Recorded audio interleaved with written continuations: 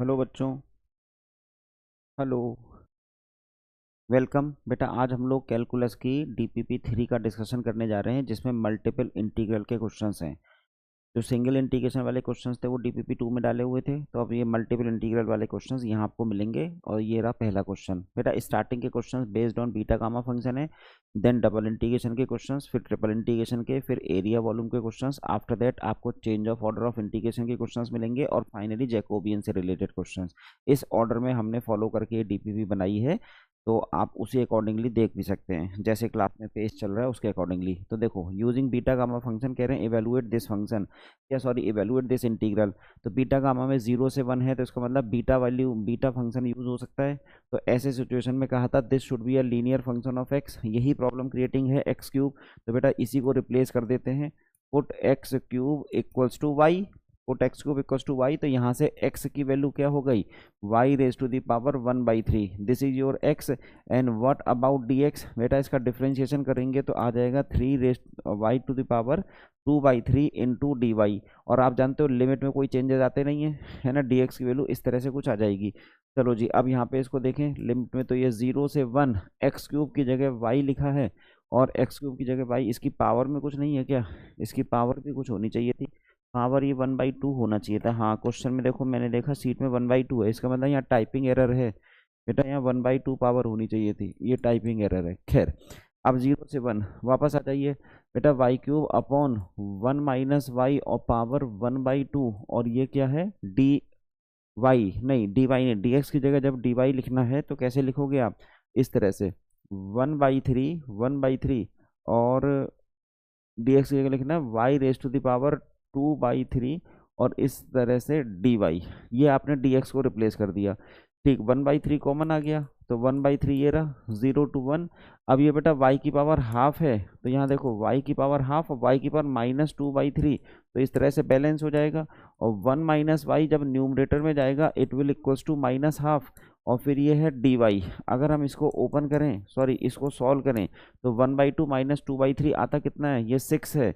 LCM is 6, तो 2 3 जा 6 और 3 2 जा 6, 2 2 जा 4, -1/6 आता है। तो ये -1/6 पावर हो जाएगी वाई में। तो वाई में पावर आपको मिलने जा रही है -1/6, और साथ में 1 minus y raise to the power -half d y. Still it is not in the standard form of beta function. तो बेटा इसको हम क्या लिख सकते हैं, इसको लिख सकते थे 5/6 -1, 5/6 -1 होता है -1/6, and this can be mentioned as half -1 और डी वाई। अब अगर आपको याद हो तो ये बीटा फंक्शन है, कौन सा वाला, बीटा बेटा 5/6 1/2। This is the definition of beta function. अब बीटा और गामा में कोई रिलेशनशिप भी होती थी, बीटा गामा में रिलेशनशिप होती थी, क्या रिलेशनशिप होती थी, कुछ याद आया, नहीं याद आ रहा, हम बता देते हैं बेटा। ये जो बीटा 5/6 1/2 आया है, यहाँ से लिखते हैं दैट इज 1/3 बीटा 5/6 और 1/2 होता था gamma m, gamma m, gamma n, gamma m, gamma n upon gamma m plus N.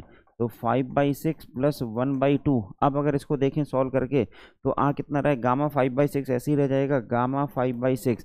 और बेटा ये गामा हाफ होता है square root of pi divided by 3, और ये कितना हो गया 5/6 प्लस 1/2। अगर देखा जाए 5 और 3 8/6, तो गामा 8/6 को हम 4/3 लिख सकते हैं, गामा 8/6 को 4/3। तो देखो आंसर कहाँ आता हुआ दिख रहा है आपको, आंसर में कोई करेक्शन करना पड़ेगा लग रहा है। देखो गामा 5/6 उधर है, स्क्वायर रूट ऑफ पाई है, 4/3 है। बेटा आंसर में ये करेक्शन कर लो कि ये 2 नहीं है, यहाँ पे 2 नहीं है। हाँ, वो मैंने करेक्शन करा के कर दिया, आपको जो शीट मिली होगी उसमें ये 2 नहीं दिख रहा होगा, ये गलत था, यहाँ पे मैंने हाथ से करेक्शन कर दिया। तो बेटा answer of this question is option number C, 2 नहीं आएगा वहाँ पे। Gamma 5/6 square root of pi upon 3 times gamma 4/3। Answer number, option number C is the right answer for this question. Okay, moving on to the next one.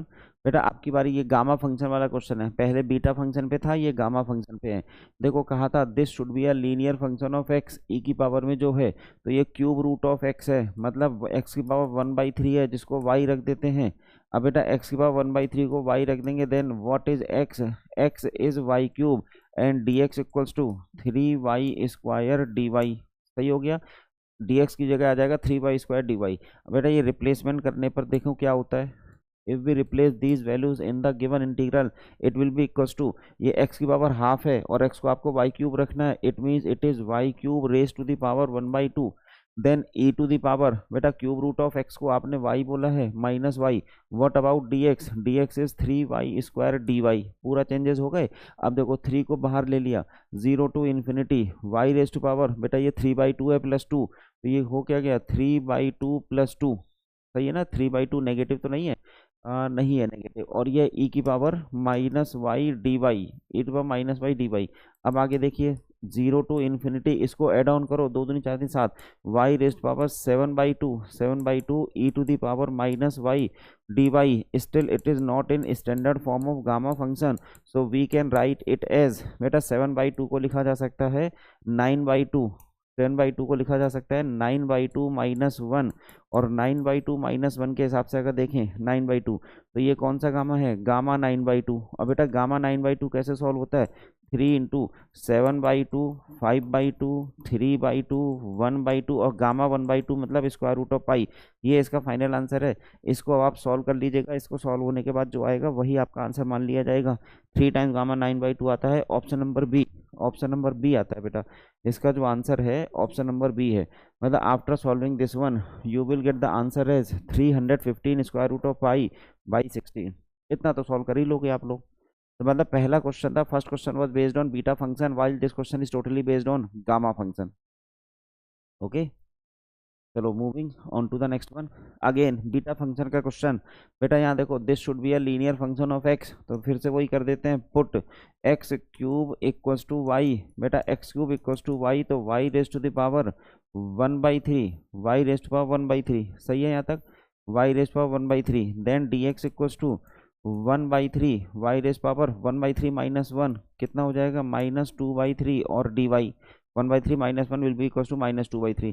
बेटा replacing these values in the given equation या given integral, तो 0 to 1 what 1 minus x cube is y raised to the power minus half, what about dx, ये रहा dx 1/3 y raised to the power -2/3 और dy, ठीक हो गया, यहाँ तक सही है 1/3। अब रेंज चेक करें भाई, ये जो है y की पावर -2/3 ऐसे ही लिखा हुआ है, y to the power -2/3 1 minus y to the power minus half d y standard form gamma function की नहीं है। उसके लिए क्या करते हैं बेटा, just add 1 unit in this one, इसमें 1 यूनिट ऐड करो, कितना आएगा, you will get 1/3, so we can write it as 1/3 minus 1। Similarly adding 1 unit in this one you will get half, तो it will be equal to 1 minus y half minus 1 and d y. ठीक, now this is which type of beta function, beta this is beta 1/3 and 1/2, beta 1/3 and 1/2, by using the formula between beta and gamma function it will be equals to gamma m gamma n upon gamma m plus n, बेटा 1/3 plus 1/2। अब बताइए 1/3, ये gamma 1/3 as it is, बेटा ये square root of पाई है, इसका क्या करें 1/3 प्लस 1/2 कितना होता है 5/6, हमें लगता है ये होता है 5/6, सही है ना 5/6, तो यही आंसर है gamma 1/3 square root of pi, gamma 1/3 square root of pi, option number D is the right answer. Check कर लीजिए, देखो वही लिखा है ऑफ 1/3 के साथ, ऑप्शन नंबर डी में आपको वही लिखा मिलेगा। कौन सा क्वेश्चन है ये, नहीं है क्या इसका आंसर डी, इसका आंसर डी है कि नहीं, क्रॉस चेक कर लीजिए। और भी कुछ है, गामा हाफ 3, गामा हाफ और गामा 1/3, नहीं इतना ही आएगा आंसर, एक बार क्रॉस चेक कर लीजिएगा कहीं कोई सिली मिस्टेक तो नहीं हुई है। हेलो, हाँ बेटा सही है, ये कोई दिक्कत नहीं है इसमें। देखो बस एक ही ये टाइपो एरर है, ये दोनों ऑप्शन एक जैसे दिख रहे हैं, बी और डी ऑप्शन यहाँ पे एक जैसे दिख रहे हैं। अगर मुझे टाइम मिलेगा तो शीट में मैं इसको नन करा दूंगा, तो एक ऑप्शन आपको दिख जाएगा। फिलहाल ये टाइपिंग की वजह से एक जैसा हो गया है, तो दोनों मान लीजिए फिलहाल, है ना। बढ़े आगे, नेक्स्ट ये रहा क्वेश्चन। अब बेटा देखो बीटा गामा फंक्शन का ये एक साइन थीटा कॉस थीटा का भी फॉर्मूला होता था, साइन थीटा कॉस थीटा, उसके बेसिस पे करने जा रहे हैं क्वेश्चन को। तो सिंपल सी बात, अगर मैं इसको स्टैंडर्ड फॉर्म में लिख दूं तो ये आप लिख सकते हैं साइन क्यूब थीटा और cos to the power half theta d theta. अब अगर कंपैरिजन करें m और n से, तो व्हाट इज m, बेटा m equals to 3 and n equals to half, तो यूजिंग द फॉर्मूला क्या होता था, गामा m+1/2, तो बेटा gamma m+1/2 upon gamma n+1/2 divided by 2 times gamma m+n+2/2, ऐसा होता था। ये रहा formula, gamma m+1/2 gamma n+1/2 upon 2 times gamma m+n+2/2। बेटा ये कितना हो गया, गामा 4, 3+1 4/2 मतलब गामा 2, तो ये आ गया गामा 2।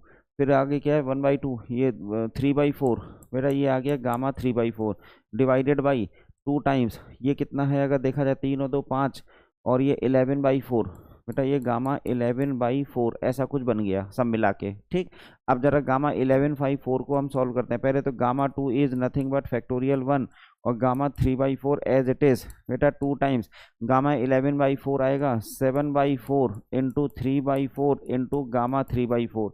आप कहोगे सर ऐसे कैसे आ गया, याद कीजिए एक ऐसी चीज सिखाई थी गामा n+1, बेटा gamma n+1 equals to n gamma n, इस वाले कॉन्सेप्ट का यूज करा है। Reduce 1 unit from 11/4 you will get 7/4, तो आ गया 7/4।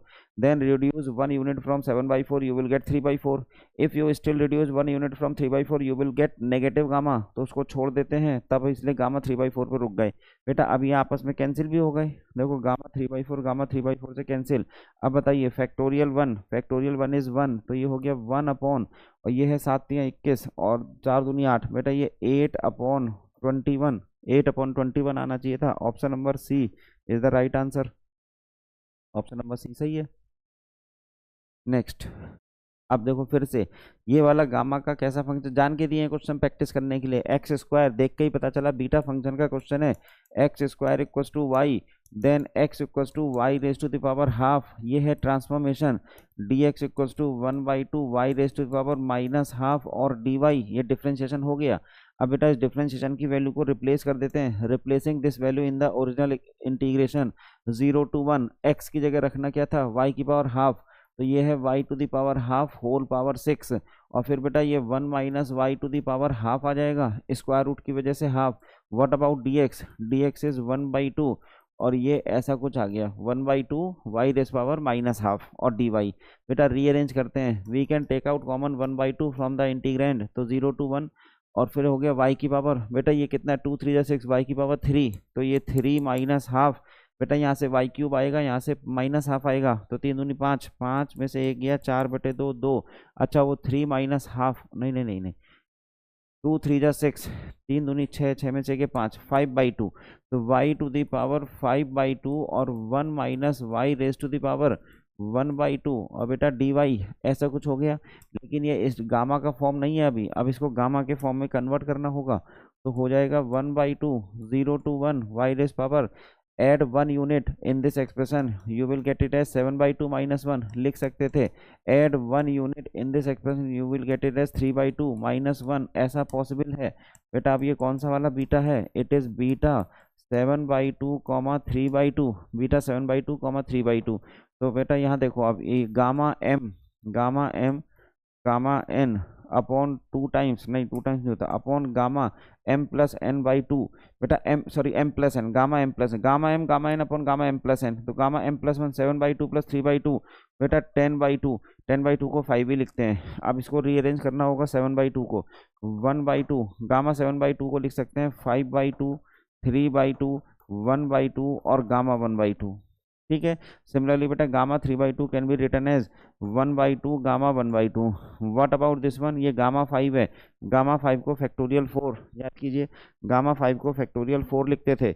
अब ओवरऑल क्या हो गया बेटा 5 3 जा 15, और ये हो गया 15 pi gamma half root pi divided by, बेटा ये 2 2 2 2, तो 2 की पावर 4, तो फैक्टो 24 गुणा 2 की पावर 4, बेटा ये है सब मिला के आंसर। तो मतलब 15 पाई अपॉन यहाँ पे अगर देखा जाए तो 8 आएगा, 4 3 7, 2 की पावर 8, 3 इंटू 2 की पावर 8, 3 से कट गया, बेटा आंसर आ गया 5 pi upon 2 to the power 8, ये रहा answer 5 pi upon 2 to the power 8। अब बेटा 2 to the power 8 I think 512 होता है, 2 टू द पावर 8 512 होता है, कैसे 2 4 8 16 32 64, 64 के बाद 128 128 256 होता है यार, 256 2 2 2 जा 4 2 2 के बाद 3 1 2 3 64 नहीं, 1 2 3, फिर 16 आ गया, फिर 32 आ गया, फिर 64 आ गया, फिर 64 के बाद 128 आ गया, फिर 256, तो 256 होगा।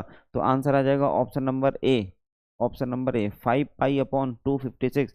This is the right answer for this question, 5 pi upon 256। Option A is the right answer. बढ़िया आगे।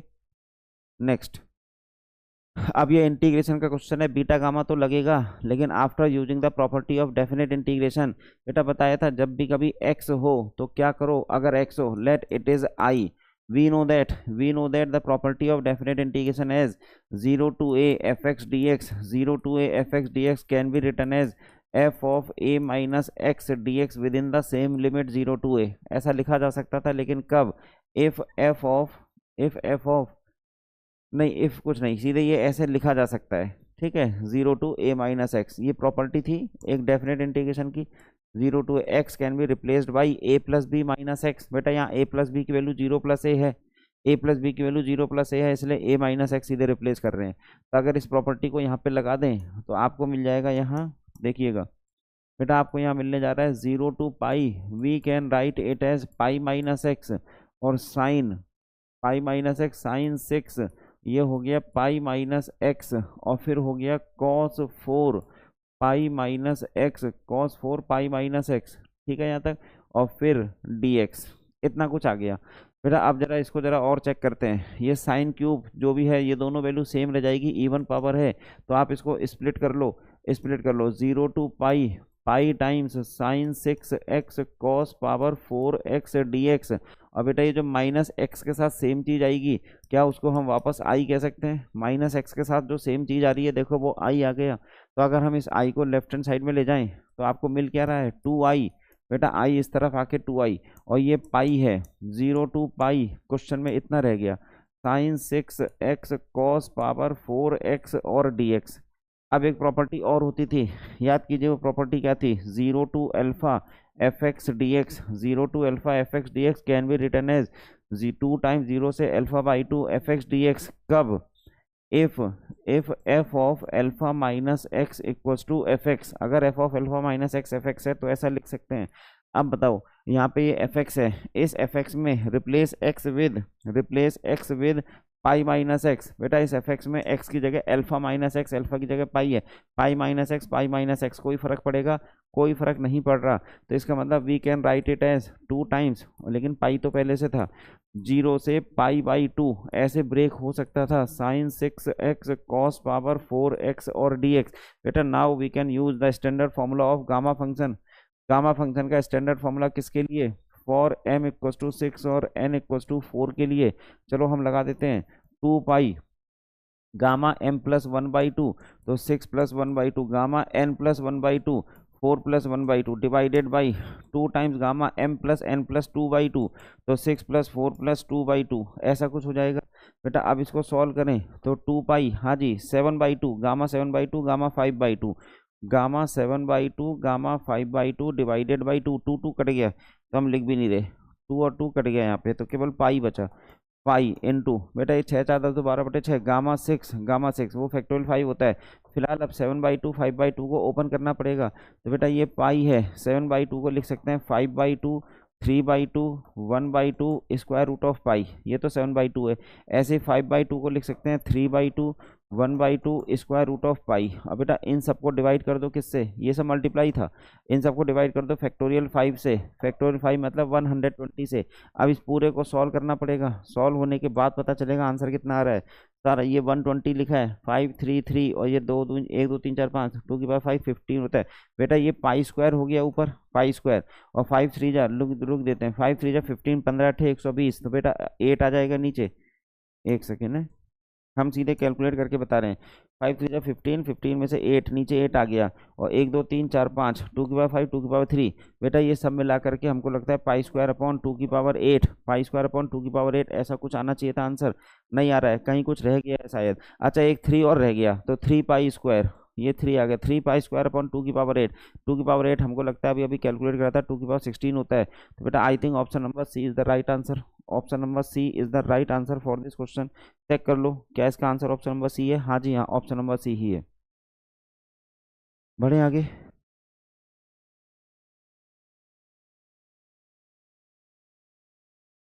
चलिए नेक्स्ट क्वेश्चन पे चल रहे हैं।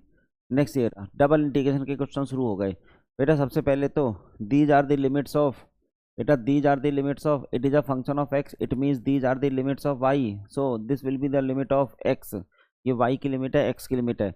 because y has variable limits, question is of double integration and y has variable limits, so we should first integrate y keeping x constant. This is the double integral working rule. If y has variable limits you should first integrate y keeping x constant. तो बेटा वही logic लगा के इसको integrate करने जा रहे हैं। x 0 to 5 ब्रैकेट और y 0 to x स्क्वायर। हाँ जी, पहला वाला है x square plus x y square और डी वाई। बेटा ये गलत लिखा था, देखो इसको डी वाई करना पड़ेगा, डी वाई और ब्रैकेट डी एक्स। गलत मतलब क्वेश्चन में जान के ऐसा कर देते हैं। ठीक है, अब first integrate y keeping x constant. बेटा एक्स को कांस्टेंट लेते हुए इंटीग्रेट करना होगा, तो x equals to 0 to 5 bracket. हाँ जी, इंटीग्रेशन ऑफ एक्स स्क्वायर मतलब कांस्टेंट का integration, x square into y, actual में you are integrating 1, x square is constant, plus x y square का इंटीग्रेशन वाई क्यूब बाई 3, आप x को constant लेके चल रहे हैं, और 0 to एक्स स्क्वायर ये वाई की लिमिट है और डी एक्स बाहर है। अब upper limit minus lower limit वाला कॉन्सेप्ट लगाते हैं, upper limit minus lower limit.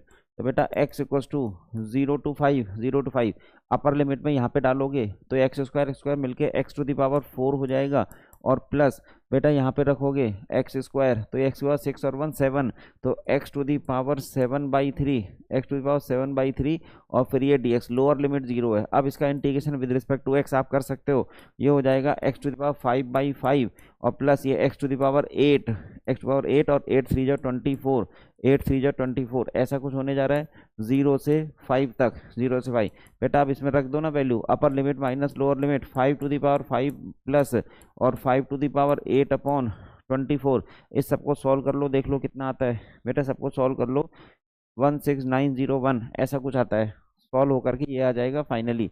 कैलसी में लगा के देख लीजिएगा 16901, this is the answer of your question. क्या ये आपने एरिया निकाला?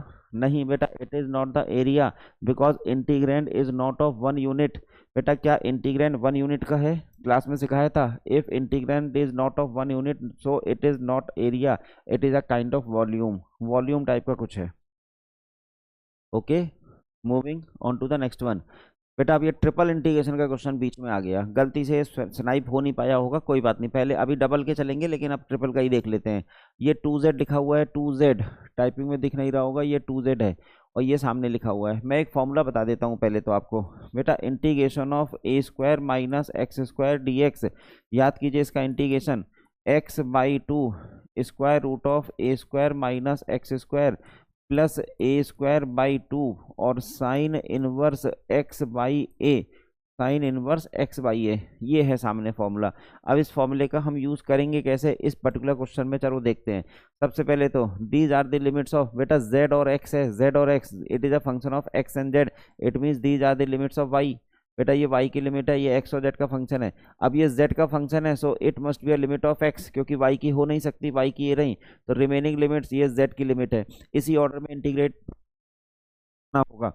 बेटा देखो लिखा भी ऑर्डर सही लिखा है, कहा था which is more variable should be integrated first, जो ज़्यादा वेरिएबल है उसे पहले इंटीग्रेट करते हैं।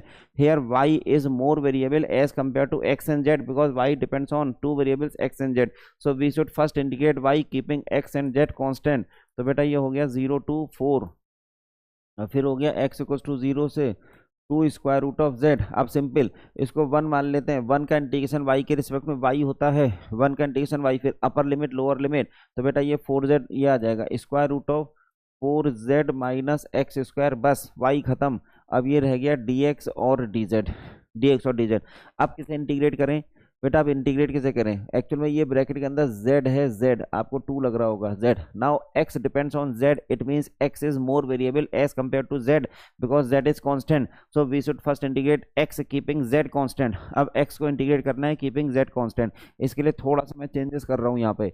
देखो यहाँ पे है z equals to 0 to 4 bracket integration x equals to 0 to 2 square root of z, ऐसे लिखा है 2 square root of z square root of, बेटा 4z को हम ऐसा लिख सकते हैं 2 स्क्वायर रूट ऑफ z का whole square, 2 square root of z का होल स्क्वायर लिख सकते थे, तब ये 4z आ जाएगा, और माइनस एक्स स्क्वायर, और ये है dx और ब्रैकेट के बाहर dz। अब इस फॉर्मूले को लगा दीजिए, ये जो फॉर्मूला दिया था, देखो a की जगह आपको ये दिख रहा है और x की जगह तो ये x है ही, a square minus x square वाला formula, square root of a square minus x square, इस फॉर्मूले को अप्लाई करने जा रहे हैं।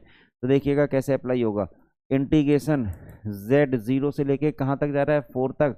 अच्छा, अब ये a square minus x square में क्या था, x by two under root a square minus x square, तो x by two under root of, बेटा सीधे इसका ए स्क्वायर, इसका स्क्वायर 4z ही तो है, और माइनस एक्स स्क्वायर, तो ए स्क्वायर माइनस एक्स स्क्वायर हो गया, plus a square by to, A square इसका क्या है 4z है, 4z बाई टू, और फिर साइन इनवर्स, देखते रहना, साइन इनवर्स एक्स अपॉन ए की जगह 2 स्क्वायर रूट ऑफ z लिखा है, थोड़ी सी गलती होने का चांस रहता है, और ब्रैकेट। और बेटा ये हमने किसका इंटीग्रेशन कर दिया, ये इंटीग्रेशन x वाले का हो गया, तो what are the limits of x, x की लिमिट्स है 0 से 2 स्क्वायर रूट ऑफ z, और dz बाहर है कहीं, देखो ये हो गया x का इंटीग्रेशन।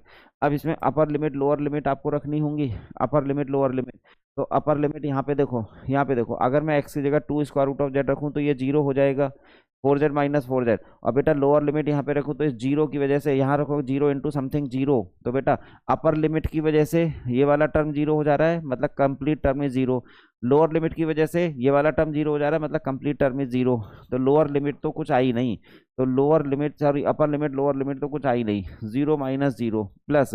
अब इसमें देखना है अगले में किसकी जगह रखना है, x की जगह, बेटा x की जगह रखना है, तो सबसे पहले तो ये 2z है, 2z कट गया, और यहाँ क्या है 2 square root of z, sine inverse 1, sine inverse 1 होता है पाई बाई 2, याद कीजिए साइन इनवर्स 1 पाई बाई 2, और साइन इनवर्स 0 0 होता है, तो यहाँ पे हमने इस तरह से लिख दिया इसे। और फिर ये किसका इंटीग्रेशन अभी बचा है, बेटा dz का इंटीग्रेशन बनना बचा है 0 to 4 में z इक्वल टू, सब कुछ खत्म हो गया, केवल और केवल पाई z बचा, बेटा 2 2 कट गया पाई z, तो इसका मतलब पाई बाहर ले लिया, z का integration z square by 2 0 to 4, तो ये आ गया 16 पाई बाई 2, मतलब 8 pi, I think 8 pi is the right answer for this question, option number B is the right answer, 8 pi आ गया, थोड़ी मेहनत लगी लेकिन क्वेश्चन निकल आया, है ना। ये फॉर्मूला अगर आपको पता है, ये वाला फॉर्मूला, तो आप कर ले जाओगे, हालांकि उसमें भी बेटा सिली मिस्टेक होने के चांस हैं, तो कोई बात नहीं, इसीलिए एग्जाम में और टेस्ट दिया जाता है कि सिली मिस्टेक अभी हो जाए, घर पे ना हो, मतलब एग्जाम में ना हो। चलो moving on to the next question. Next question बेटा देखो फिर से डबल का आ गया, ट्रिपल के क्वेश्चन थोड़े लेंदी होते हैं, वो गलती से वहाँ पे आ गया था, अब फिलहाल पहले डबल का क्वेश्चन करते हैं। डबल इंटीग्रेशन का क्वेश्चन देखो क्या है, 1 से 3 1 से 2 x y square d x d y, ये देखो x y square d x d y ऐसा कुछ लिखा हुआ है, लेकिन दोनों लिमिट कांस्टेंट हैं, तो बेटा कौन सी किसकी लिमिट है, जिस ऑर्डर में दी गई है वही लिमिट है, अंदर डी एक्स लिखा है, अंदर डी एक्स, तो यहाँ पे लिख देंगे ये एक्स की लिमिट है 1 से 2, so these are the limits of y, y equals to 1 से 3, और हो गया x y square d x d y. It is the question based on case 1 of double integral, बेटा केस 1 ऑफ डबल इंटीग्रल का question है, और case 1 क्या था, case 1 of double integral, if both the limits are constant, क्या कह रहे हैं, if both the limits are constant we can integrate in any order, सही है ना, both the limits are constant we can integrate in any order, but if integrand is an explicit function of x and y, बेटा ये explicit type का कुछ नजर आ रहा है, integrand is an explicit function of x and y, we can also integrate separately भी integrate कर सकते थे, तो बेटा अब हम इसको सेपरेटली ही इंटीग्रेट कर देंगे। देखो x की लिमिट 1 से 2 में x dx, और ऐसे ही y की लिमिट 1 से 3 में वाई स्क्वायर डी वाई, बस अब इससे इंटीग्रेट करो, पहले वाले का integration x square by two within the limit 1 से 2, सेकेंड वाले का integration y cube by 3 within the limit 1 से 3, अब बेटा ये क्या है 2 2 जा 4, 4 बाई 2, 2 माइनस 1 बाई 2, ये पहले वाले से आ गया, और यहाँ 3 3 होते 27, मतलब 9 माइनस 1 बाई 3, बेटा इसको सब्ट्रैक्ट कर लीजिए, ये 3 बाई 2 आ गया, और ये कितना होते 27 में से गया 28, 28 बाई 3, तो बेटा I think 14 is the right answer, पर 14 तो है ही नहीं, 14 तो है ही नहीं, कहीं कोई सिली मिस्टेक हो गई, 1 से 2 में 4 बाई 2 होता है माइनस 1 बाई 2, ठीक है, और ये होता है 3 3 होती है 27, तो ये 9 माइनस 1 बाई 3, 9 माइनस 1 बाई 3 कितना दोनों होते हैं 27 में क्या 28/3, और ये क्या 2 3 4 और 1 3/2, 3/2 28, तो बेटा 3 3 कट गया, ये 14 ही आंसर आएगा, इसका मतलब ये टाइपो एरर है, इसको भी सही करना पड़ेगा, ऑप्शंस में टाइपो एरर नजर आ रही है, चलो देखते हैं, बेटा नजर आ गई, ये देखो ये हमने क्या करा है, इसको माइनस कर रहे हैं तो 28/3 लिख रहे हैं, जबकि ये 26/3 होगा। ये देखो 26/3, 9 3 जा 27, 27 में से बन गया 26, 26/3। अब काटेंगे तो 13 आ जाएगा। तो option number C is the right answer. Option c सही हो गया इसका आंसर। आसान क्वेश्चन था, लास्ट में सिली मिस्टेक हो रही थी, आपसे भी हो सकती है। नेक्स्ट क्वेश्चन ये रहा। अब फिर से वही डबल इंटीग्रेशन का क्वेश्चन है। सबसे पहले देखो, these are the limits of x, these are the limits of x, मतलब sorry sorry sorry, these are the functions of x, these are the functions of x, so it must be a limits of y, y is a function of x, ये y की limit है तो बगल वाली x की limit होगी। तो बेटा इसको अगर देखा जाए तो x की limit 0 to 1 and y varies from x to square root of x to square root of x, और ये आ गया x square plus y square. In this situation we should integrate first y, we should first integrate y। क्यों करना चाहिए बेटा? Because y has variable limits, we should first integrate y keeping x constant. तो यहाँ पे लिख दिया dy, और ये x कांस्टेंट है बाहर ले लिया बेटा, इसको बाद में डील करेंगे। अब फिर से एक्स स्क्वायर का इंटीग्रेशन कांस्टेंट की तरह x square into y plus y square का integration y³ 3, limits varies from x to square root of x से स्क्वायर रूट ऑफ x, ये हो गया। और इंटीग्रेशन किसका चल रहा था? x इक्वल्स टू 0 to 1, ये बाद में चलाएंगे, और dx। अब बेटा इसके अंदर की ब्रैकेट के अंदर की चीज़ को सॉल्व करना है। x इक्वल्स टू 0 to 1, हाँ जी, स्क्वायर रूट ऑफ x रखेंगे तो x की पावर 2 + 1/2, 2 और 1/2 है सामने, तो बेटा जोड़ जाड़ के 5/2 आ जाएगा। चेक कर लेना, इसे 5/2 आ जाएगा। और माइनस लोअर लिमिट, पहले सारी प्लस अपर लिमिट लिख लेते हैं। ये क्या है? x की पावर 3/2 डिवाइडेड बाई 3, ये तो हो गई अपर लिमिट। माइनस लोअर लिमिट अगर डाल दें तो y को x डाल देंगे x³ और प्लस यहाँ पे भी रख दोगे तो x³/3, x³ प्लस x³/3, यहाँ तक सही हो गया। और ये सब मिला करके dx है बेटा। अब ये x का फंक्शन है, अब ये x का फंक्शन है, इसको इंटीग्रेट करना होगा। पहले देख लें कहीं कोई वो नहीं हो रहा। 3/4 4/3 x³ है, ये 4/3 x³ तो इंटीग्रेशन कर रहे हैं। 5/2 का इंटीग्रेशन 7/2/7/2 प्लस बेटा 3/2 का इंटीग्रेशन 5/2/3 टाइम्स 5/2, 3 टाइम्स 5/2 माइनस ये कितना है? 3 + 1 4/3 था। x³ का इंटीग्रेशन x की पावर 4/4, और ये 0 to 1, ये पूरा इंटीग्रेशन 0 to 1, तो कुल मिला के ये तो 1 है बेटा, ये 2/7 है। और प्लस यहाँ से 2/15 है, 2/7 है, 2/15 है, और माइनस ये 1/3 है, 4 कट गया, नीचे 0। अब इसको आप सॉल्व कर लीजिए, 105 इसका एलसीएम है, और उसके बाद हाँ 105 एलसीएम है। उसके बाद देख लीजिएगा कितना आंसर आ रहा है, हम बता देते हैं। 3/35 इसका आंसर आ रहा होगा। 3/35 इसको सॉल्व करिएगा। 3/35 will be the right answer of this question, option number c. ठीक हो गया, ऑप्शन नंबर सी इसका सही आंसर है। नेक्स्ट कहना ओवर द एरिया बिटवीन, अब इस इंटीग्रेशन को निकालना। Over the area between y = x² and y = x, evaluate this double integral over the area. बेटा इस बात का मतलब क्या होता है कि इसकी इंटीग्रेशन की वैल्यू निकालनी है over the area this and this. It means to find the double integration we need limits. क्या कह रहे हैं? To find any type of double integration we need limits. तो limits should come from that bounded area, वो जो bounded area है वहां से आपकी लिमिट्स निकल के आएगी। तो सबसे पहले एरिया बनाते हैं, किस तरह का है भाई? सॉरी, ये बाउंडेड रीजन कौन सा है? ये y = x²। कैसा पैराबोला होता है? y = x², parabola opening upward. बेटा पैराबोला ओपनिंग अपवर्ड, ये है y = x² नाम का पैराबोला। ठीक है यहाँ तक, और ये ओरिजिन। अच्छा फिर क्या कह रहे हैं? y = x एक स्ट्रेट लाइन होती है, y = x एक स्ट्रेट लाइन होती है पासिंग थ्रू ओरिजिन। तो मैंने ऐसे पास करा दी, ये स्ट्रेट लाइन है पासिंग थ्रू ओरिजिन।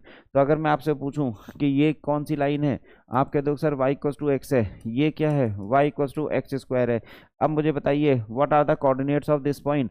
बेटा y = x की वजह से 1 1 यहाँ रख करके देख लेना, y = x² है और y = x है, एंड y = x। बेटा इसको सॉल्व करेंगे तो क्या लिख सकते हो आप? x² = x, x minus 1 = 0, x = 0 and 1, और y = x है तो y = 0 एंड 1। तो एक कोऑर्डिनेट्स आपको मिल गए बेटा 0 0 0, देखो x 0 पे y 0 और एक है x 1 पे y 1, तो 1 1 ये कोऑर्डिनेट्स हो गए। अब क्या करेंगे, इसमें स्ट्रिप कट करते हैं, वर्टिकल स्ट्रिप कट करने हैं इस रीजन में, तो इस स्ट्रिप का वेरिएशन देखना होगा। इस स्ट्रिप का वेरिएशन स्टार्टिंग पॉइंट पर x की value 0, in case of vertical strip limits of x are constant, class में बताया था, in case of vertical strip limits of x are constant, so x varies from, बता सकते हो x कहाँ से कहाँ तक वेरी कर रहा है, 0 से 1 तक। अब बताओ y varies from lower portion of all these strips lies on this curve. बेटा लोअर पोर्शन कहाँ है, कर्व पे है, कर्व पे y की वैल्यू, कर्व पे y की वैल्यू एक्स स्क्वायर है। Upper portion of all these strips lies on this straight line, इस स्ट्रेट लाइन पे y क्या है, x है, स्ट्रेट लाइन पे y की वैल्यू x है, तो y varies from x square से root x, sorry x square से x तक, ठीक है, ये लिमिट्स आ गई। अब इस इंटीग्रेशन को हम लोग निकाल ले जाएंगे लिमिट आने के बाद। तो देखो बेटा इंटीग्रेशन क्या है, डबल इंटीग्रेशन एक्स वाई, और ये लिखा है x प्लस वाई और फिर dx dy, first putting the limits, तो limits x equals to 0 to 1, y equals to x square से x, पहले किसे इंटीग्रेट करेंगे, because y has variable limits you should first integrate y keeping x constant, तो ये हो गया x square y plus x y square. बेटा इसको इंटीग्रेट करना है तो डी वाई को पहले लिख दो और डी एक्स को बाद में लिख दो, मतलब आपको पहले y को इंटीग्रेट करना है, बस ये पता चल गया। देखो y को पहले इंटीग्रेट करना है, चलो try to integrate y, try to integrate y, हाँ जी, क्या हो जाएगा, x इक्वल्स टू 0 से 1 ब्रैकेट, इसका इंटीग्रेशन x को कांस्टेंट तो x square y square by 2, y का integration Y square by 2 plus x integration of y square is y cube by 3, y cube by 3, और ऐसा कुछ हो गया। बेटा अब lower limit upper limit replace करनी पड़ेगी एक्स स्क्वायर से x तक, और फिर ये क्या है dx है, फिर ये क्या है dx है। चलिए अब यहाँ पे देखो x equals to 0 to 1, 0 to 1, x equals to 0 to 1, हाँ जी, क्या करें, x square y square upper limit, चलो पहले अपर लिमिट डालते हैं, अपर लिमिट y की जगह x तो लिख देंगे x की पावर 4/2, और इसमें अपर लिमिट x आएगा बेटा x की power 4/3, x to the power 4/3, ये तो अपर लिमिट आ गई। What about the lower limit, minus x square रखोगे तो एक्स की पावर 4 आ जाएगा, एक्स की पावर 4 और एक्स स्क्वायर एक्स की पावर 6, एक्स की पावर 6/2, और बेटा जब यहाँ पे रखोगे एक्स स्क्वायर तो 6 और 7 हो जाएगा, तो plus x to the power 7/3, ये है आपकी लोअर लिमिट और ब्रैकेट और dx। Now this question is based on, this question is based on single integration, single integration का क्वेश्चन बन गया। चलो दिखा देते हैं 0 to 1, बेटा ये क्या है, x square by 2 x square by 3, 3 2 5, 5/6, 5/6 x to the power 4, और इधर क्या बन गया, ये भी वही है 2 और 3, ये भी 5/6, ये 6 आया 7 आया, चेक करते हैं, 4 2 6, अच्छा ठीक है, ये अलग अलग आ रहा है, तो माइनस एक्स की पावर 6/2, यहाँ लिख देंगे माइनस 1/2 टाइम्स एक्स की पावर 6, और अगला क्या आ रहा है -1/3 टाइम्स एक्स की पावर 7, और dx। बेटा अब क्या इंटीग्रेशन ये वाला हम लोग कर नहीं सकते, मुझे लगता है कर सकते हैं, चलो लगा के देख लेते हैं। ये वाली चीज़, पहले वाली चीज़ बेटा 5/5 आ जाएगी, तो मैं लिखी, और 5 से 5 कट भी जाएगा, तो 1/6 एक्स टू दी पावर 5, छोटा छोटा लिखेंगे 1/6 एक्स टू दी पावर 5, तो पहला वाला आ गया एक्स टू दी पावर 5/6, अगला वाला बेटा एक्स पावर 7/7 होगा, तो ये लिख देंगे एक्स टू दी पावर 7/7 दूनी 14 मतलब 14, और यहाँ 8/8, 8 3 जो 24, तो minus x to the power 8/24, और ये कहाँ से कहाँ तक 0 से 1 तक, 0 से 1 तक। बेटा आप अपर लिमिट लोअर लिमिट, इसमें अपर लिमिट लोअर लिमिट लगाइएगा, लोअर लिमिट तो कुछ है नहीं, अपर लिमिट आप सॉल्व कर लीजिएगा, सॉल्व होने के बाद वही आंसर आ जाएगा जो आप जानते हैं। वो कौन सा आंसर है जो जानते हैं बता देते हैं, बेटा इसकी वैल्यू आ जाएगी 3/56, 3/56 आंसर आ जाएगा इसका। मतलब ये सब सॉल्व करेंगे तो आपको देखना पड़ेगा कि ये 3/56 आ रहा है। आप इतना कर सकते हो ना, लोअर लिमिट 0 है, अपर लिमिट में देखो क्या होगा 1/6 -1/14 -1/24, एलसीएम लेकर के करिएगा 3/56, right answer is option number c. तो थोड़ा बहुत ऐसे जल्दी कर देते हैं हम, कैलकुलेशन ना करके, कॉन्सेप्चुअल बात सारी बता दी, कैलकुलेशन आप खुद कर लेना। चलो बच्चों नेक्स्ट क्वेश्चन में मूव कर रहे हैं। नेक्स्ट क्वेश्चन ये रहा, फिर से एक डबल इंटीग्रेशन का क्वेश्चन है, वाई स्क्वायर, लिमिट वगैरह वैसे ही है। अब देखो फिर से लिमिट किसकी है, ये पहले हम ढंग से लिख देते हैं, इसको डिटेल में लिख देते हैं, प्रैक्टिस करने के लिए आपको ये सब क्वेश्चंस दिए हैं। डबल इंटीग्रेशन थोड़ा फेमस होता है, तो बेटा ये square root of 1 minus x square लिखा है, it is a function of x, it means these are the limits of y, y की लिमिट है, फंक्शन ऑफ एक्स है, these are the limits of y. अब यहाँ क्या लिखेंगे x 0 to 1, ये x की लिमिट है बगल में, ठीक है। First integrate y keeping x constant, तो वाई स्क्वायर, और ये रहा dy, first integrate y keeping x constant. अब चलो कांस्टेंट लगा के इंटीग्रेट करते हैं। एक्चुअल में इसी में कहीं ना कहीं आप इंटीग्रेशन की प्रैक्टिस भी कर रहे हो, बीटा गामा फंक्शन और इन सब की। बेटा ये क्या है, y³/3, तो ये y³/3 लिख देते हैं, y³/3, और लिमिट 0 से लेके √1 - x² और dx। अब बेटा y³/3 के हिसाब से देखो यहाँ क्या लिख देंगे, √1 - x², तो ये आप ऐसा लिख सकते हो 1 - x² की पावर 3 और पावर हाफ आ जाएगा 3/2, सही लिख दिया। ये स्क्वायर रूट है ना, तो 3/2 डिवाइडेड बाई 3 और dx। अब क्या करें, इस क्वेश्चन को आगे बढ़ाएं कैसे। एक ही तरीका है कि आप चाहो तो बीटा गामा फंक्शन भी लगा सकते हो। पहले इसको थोड़ा सही से लिख देते हैं, 1/3 0 to 1 0 to 1 1 - x² raise to the power 3/2 और dx। अब बेटा यहीं पर रिप्लेसमेंट कहा था, this should be a linear function of x, तो आप इसको हटा देंगे यहाँ से। Put x² equals to y, it means x equals to y raise to the power half, x की value y raise power half, ऐसा कुछ आने जा रहा है।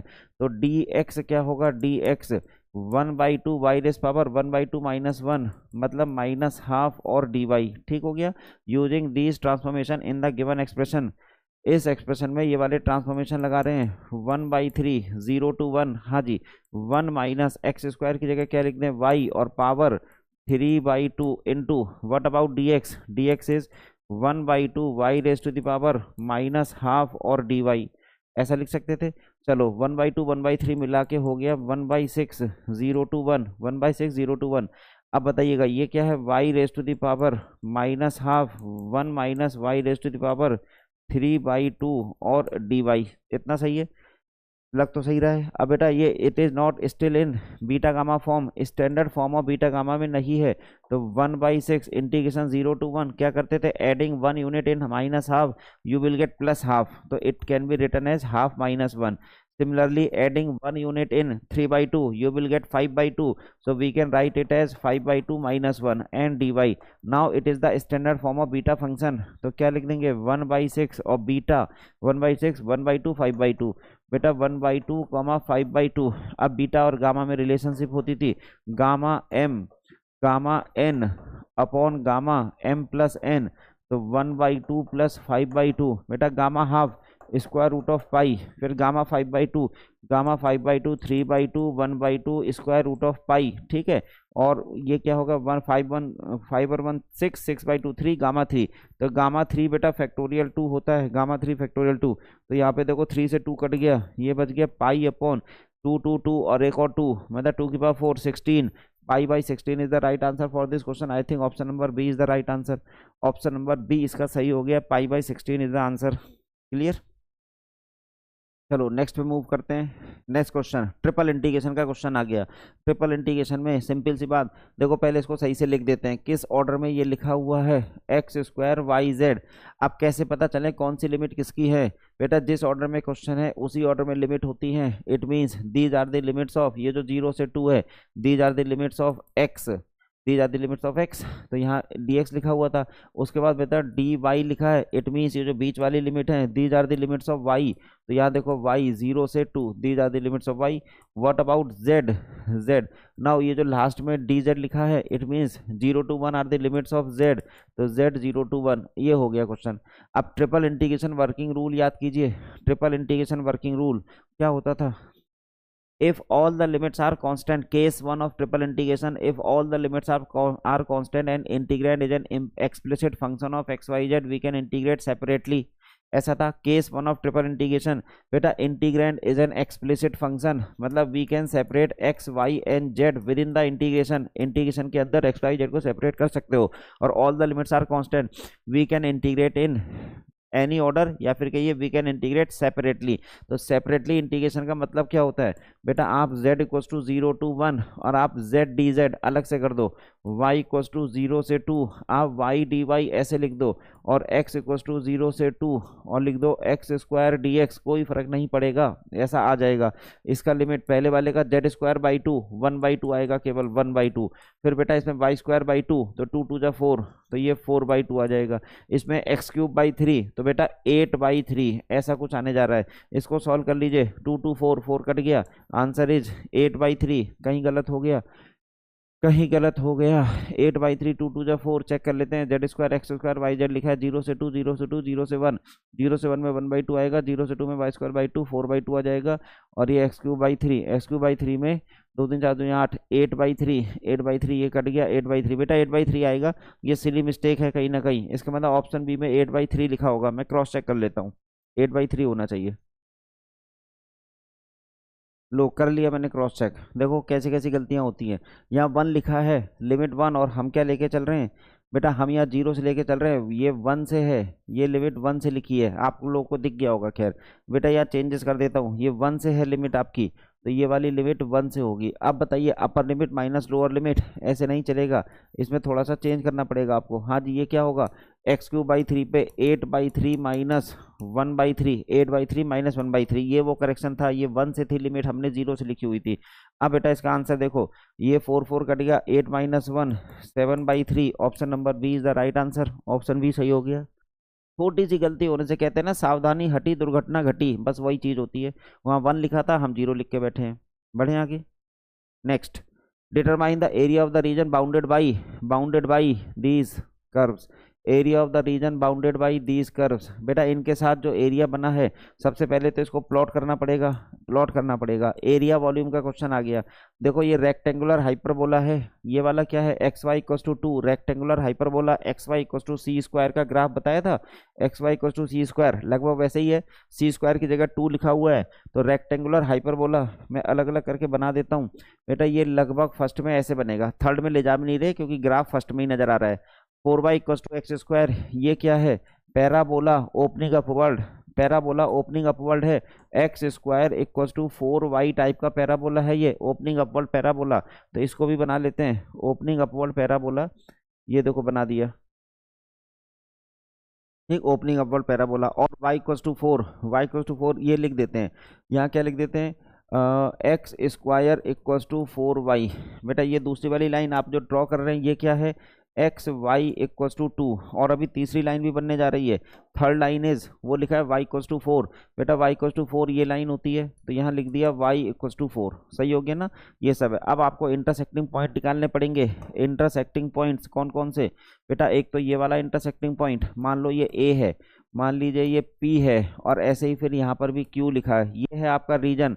दे are asking the area of, बेटा they are asking the area of this region, इस region का एरिया चाहिए आपको। तो बेटर ये है कि आप इसमें हॉरिजॉन्टल स्ट्रिप बना के कर लो, हॉरिजॉन्टल स्ट्रिप। वर्टिकल स्ट्रिप में थोड़ा लेंदी हो जाएगा, इसलिए हॉरिजॉन्टल से कर रहे हैं, ठीक है। देखो ये रहा। अब बताइए ये वाला रीजन है पी ए क्यू का एरिया चाहिए।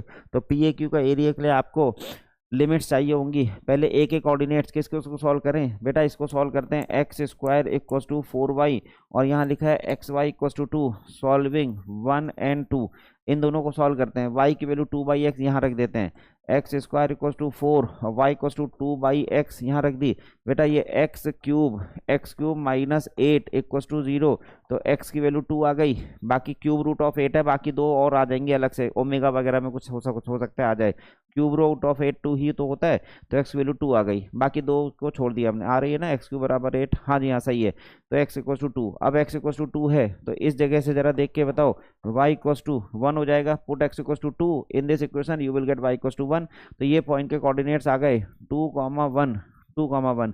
ऐसे ही बेटा इसके कोऑर्डिनेट चाहिए, तो इन दोनों को सॉल्व करना पड़ेगा। यहाँ पे देखो डायरेक्ट y को 4 रख दो, x² = 16, तो x बराबर ±4, तो 4,4, ये है 4,4, और इधर क्या है, x² = 16। अच्छा नहीं, दूसरा वाला तो इसमें रखना पड़ेगा, यहाँ पे 4 रख दो, y को 4, तो x की वैल्यू 1/2, तो इसके कोऑर्डिनेट्स हैं 1/2, हालांकि इसकी जरूरत हमें पड़ेगी नहीं। खैर ये तीनों कोऑर्डिनेट्स आपके पास आ गए सॉल्व होने के बाद बावजूद भी, इसको हटा लेते हैं। अब जो एरिया पूछा गया है जरा देखें, वो कौन सा एरिया कह रहे हैं, required area of PAQ, required area of PAQ, या APQ बोलते तो ज़्यादा अच्छा लगता। रिक्वायर्ड एरिया ऑफ APQ, बेटा डबल इंटीग्रेशन 1 इंटू, आप हॉरिजॉन्टल स्ट्रिप बना रहे हैं, so formula should be dx into dy। किसका एरिया निकाल रहे हो आप, APQ का, ये है फॉर्मूला। बस इसमें लिमिट रखनी पड़ेगी बेटा, अगर लिमिट आपको पता चल गई तो हो जाएगा क्वेश्चन। चलो लिमिट ढूंढने की कोशिश करते हैं। अब बेटा ये जो मैंने सॉल्व किया था इसको हटा दूं, ये कोऑर्डिनेट्स तो मैंने सॉल्व किए थे, इसको हटा देते हैं, ठीक है। ये देख लिया आपने, ठीक है। अब चलो पी ए क्यू में लिमिट्स, बेटा हॉरिजॉन्टल स्टेप में limits of y must be constant, horizontal में limits of y must be constant. यहाँ पे देखो यहाँ से स्टार्ट हो रहा है, ये क्या है वाई इक्वल्स टू 1 और जा कहाँ रहा है वाई इक्वल्स टू 4 तक, so y varies from 1 to 4। In case of horizontal step limits of y must be constant, y varies from 1 to 4। अब एक्स की लिमिट कैसे वेरी कर रही है, यहाँ पे देखिए x left portion of all these strips lies on this curve, बेटा एक्स लेफ्ट साइड में यहाँ से पे है, इस कर्व पे एक्स की वैल्यू सोचो, इस कर्व पे एक्स की वैल्यू यहाँ से निकल आएगी, एक्स की value y 2/y, 2/y, x equal to 2/y। Right portion of all these strips lies on this curve, बेटा राइट पोर्शन इस कर्व पे, इस कर्व पर x की वैल्यू सोचो यहाँ से निकल आएगी, x की वैल्यू इस जगह से निकल आएगी 2 square root of y, 2 square root of y. तो पता चल गया variation, variation of x y आपके सामने आ गया। अब बेटा यही वेरिएशन यहाँ पे रख दो, आपका आंसर देखो यहाँ पे रखने जा रहे हैं इसको, इंटीग्रेशन y कांस्टेंट था, y इक्वल्स टू 1 से 4। What about x, x equals to आपने कहा सर 2/y से, 2/y से कहाँ तक है 2 स्क्वायर रूट ऑफ y तक, 2 square root of y 1 into d x into d y. अभी तक के क्वेश्चन आप कह रहे थे सर सब में वर्टिकल स्टेप हो रही थी वर्टिकल, तो we will integrate keeping x constant, लेकिन यहाँ पे क्या है here in this question we have horizontal step, it means limits of x are variable, x has variable limits, so we should first integrate x keeping y constant। बेटा x की variable limit है तो पहले y integrate करो, y की variable limit है, उल्टा बोल गए, x की वेरिएबल लिमिट है तो पहले x इंटीग्रेट करो, y की वेरिएबल लिमिट है तो पहले y इंटीग्रेट करो। तो यहाँ पर x की वेरिएबल लिमिट है, चलो जी इसको देखें, y इक्वल्स टू 1 से लेके 4 तक। अब बताओ 1 का integration with respect to x आएगा, upper limit minus lower limit हो जाएगा 2 square root of y, 2 square root of y minus 2/y, और ये पूरा क्वेश्चन y में चला गया। बेटा आप तो इसे 12th क्लास का बच्चा भी कर लेगा। देखो 2 y की पावर हाफ का इंटीग्रेशन होता है y raise to the power 3/2 upon 3/2 minus और 2 और 1/y का इंटीग्रेशन log y, 1/y का इंटीग्रेशन log y, और ये क्या हो गया 1 से लेके 4 तक, 1 से 4 तक, यहाँ तक सही है। चलो अब आगे देखो बेटा ये 2 2 जा 4 हो गया 4/3, 4/3 y की पावर 3, अपर लिमिट लोअर लिमिट में डालोगे इसे तो ये y क्यूब है, 4 चौक 16 चौक 64, तो बेटा आप लिख सकते हो 64 की पावर 1/2 और -1, और बाकी ये ब्रैकेट में अपर लिमिट लोअर लिमिट हो गया, माइनस दूसरे वाले में देखो log 4 minus log 1, log 4 minus log 1। अब चेक करें ये कितना आएगा भाई 8 आ जाएगा, 8 माइनस 1 7, 7 4 जा 28, 28/3 और माइनस 2 2 जा 4 log 2, तो 4 log 2 ln1 0 होता है, ln1 ये ln1 0 होता है, तो 2 2 जा 4 log 2, बेटा यही आंसर है 28/3 minus 4 log 2। This is the area of given region, this is the area of given region, जो भी रीजन था 28/3 माइनस 4 log 2। हाँ जी बिल्कुल सही आंसर हो गया। बढ़े आगे, एरिया का क्वेश्चन आया। Next question is find the area lying between the parabola. लो फिर से एक पैराबोला दे दिया, फाइंड द, ये हमेशा पैराबोला स्ट्रेट लाइन ही देते हैं आपको। Find the area lying between the parabola this and the line y equals to x by the method of double integration. ठीक है, पहले तो ये किस तरह का पैराबोला है बेटा, x में 2 डिग्री y में 1 डिग्री, x में 2 डिग्री y में 1 डिग्री, ये ओपनिंग अपवर्ड टाइप का होगा, ओपनिंग अपवर्ड, लेकिन x में नेगेटिव साइन है बेटा, x में नेगेटिव साइन है तो इसका मतलब है ये उल्टा होगा, इस तरह का होगा। देखो ये क्या होता है x square equals to 4ay और ये होता है x square equals to -4ay where a is positive. तो देखो ये माइनस इधर ले आओगे तो आप लिख सकते हो minus x square equals to 4ay, x में नेगेटिव हो, एक्स स्क्वायर का कोएफिशिएंट नेगेटिव हो तो इस तरह का होता है, एक्स स्क्वायर का कोएफिशिएंट पॉजिटिव हो तो ओपनिंग अपवर्ड, एक्स स्क्वायर का कोएफिशिएंट नेगेटिव हो तो ओपनिंग डाउनवर्ड। तो बेटा ये ओपनिंग डाउनवर्ड है। अच्छा क्या ये ओरिजिन से पास कर रहा है, सोचो क्या ये ओरिजिन से पास कर रहा है बेटा, x इक्वल टू 0 0 रखो, ओरिजिन से पास करता हुआ नजर आ रहा है, तो इसको प्लॉट कैसे करेंगे, यहाँ पे देखो y equal to 4x minus x square, ये पैराबोला है। सबसे पहले तो it is passing through origin, कैसे 0 0 is satisfying the given equation of parabola, it means it is passing through origin. दूसरी बात है x एक्सिस पे कहाँ कट कर रहा है ये, at x axis put y equals to 0, बेटा x एक्सिस पे जरा y को 0 रख दो तो यहाँ से x की वैल्यू क्या आ जाएगी, देखो x कॉमन करके 4 माइनस एक्स इक्व टू 0, तो एक तो x इक्व टू 0 मिला, x इक्व टू 4 मिला, और x 0 पे y 0 मिल गया, और x इक्व टू 4 पर यहाँ पर y की वैल्यू 0 ही मिल गई, तो एक पॉइंट है 0 0, एक पॉइंट है 4 0, देखो ओरिजिन से पास कर रहा है, और एक पॉइंट है 4 0, तो x एक्सिस पर put y equal to 0, you will get y equal to 0 पर ये क्या पुट करेगा, y इक्व टू 0 पर x 0 और x 4, तो y इक्व टू 0 पर x की वैल्यू 0 और x की वैल्यू 4, तो बेटा दो इंटरसेक्टिंग पॉइंट मिल गए इस पैराबोला के। चलो अब ये पैराबोला बन जाएगा। सबसे पहले तो ये ओपनिंग डाउनवर्ड है, देखो नेगेटिव में है, ओपनिंग डाउनवर्ड है, और ओरिजिन से पास कर रहा है, x एक्सिस पे इंटरसेक्टिंग पॉइंट भी मिल गया, that is at x axis we have, आपके पास दो पॉइंट है बेटा, 0 0 और दूसरा कौन सा है 4 0, कैसे 0 पे 0 4 पे 0, ये है। अब मैं इसका डायग्राम बनाने जा रहा हूँ, चलो जी डायग्राम देखो, बस मेन पैराबोला में ही टेंशन था, बाकी तो डायग्राम बन ही जाएगा। ओरिजिन से पास कर रहा था, आपने कहा था ओरिजिन से, और 4,0 है, ये रहा देखो, ओरिजिन से पास कर रहा है, 4,0 से पास कर रहा है, ओपनिंग डाउनवर्ड है, तो हमने बना दिया, ये है वो पैराबोला जो दिया हुआ है आपको। लिख देते हैं y equal to 4x minus x square, सबसे अच्छी बात तो यही थी।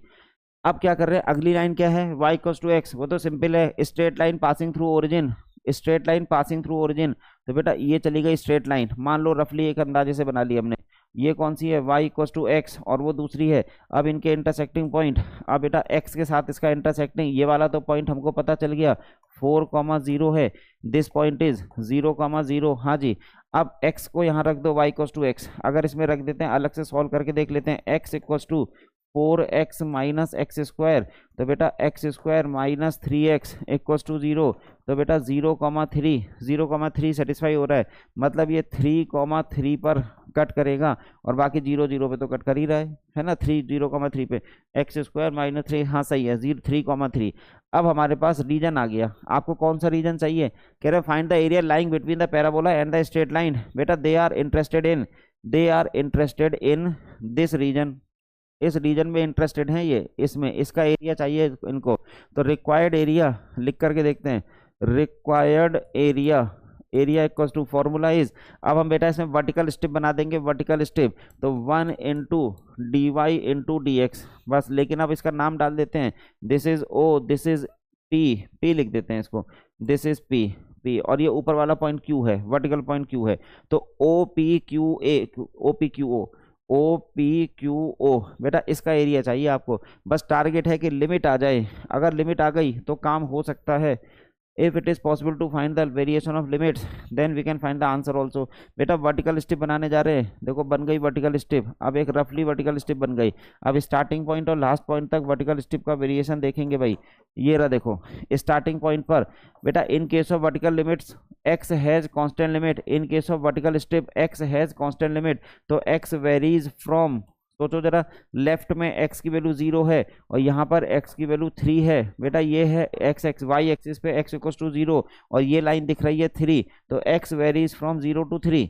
अब y का वेरिएशन देखते हैं, लेफ्ट में और राइट में, तो लेफ्ट में सॉरी बॉटम से टॉप, y में बॉटम से टॉप, बेटा lower portion of all these strips lies on this line, lower portion lies on this line, तो ये x से स्टार्ट हो रही है strip, upper portion lies on this parabola, तो all these strips terminates on this parabola, बेटा on this parabola what is y, लिखा है 4x minus x square, 4x minus x square, ये हो गया भाई।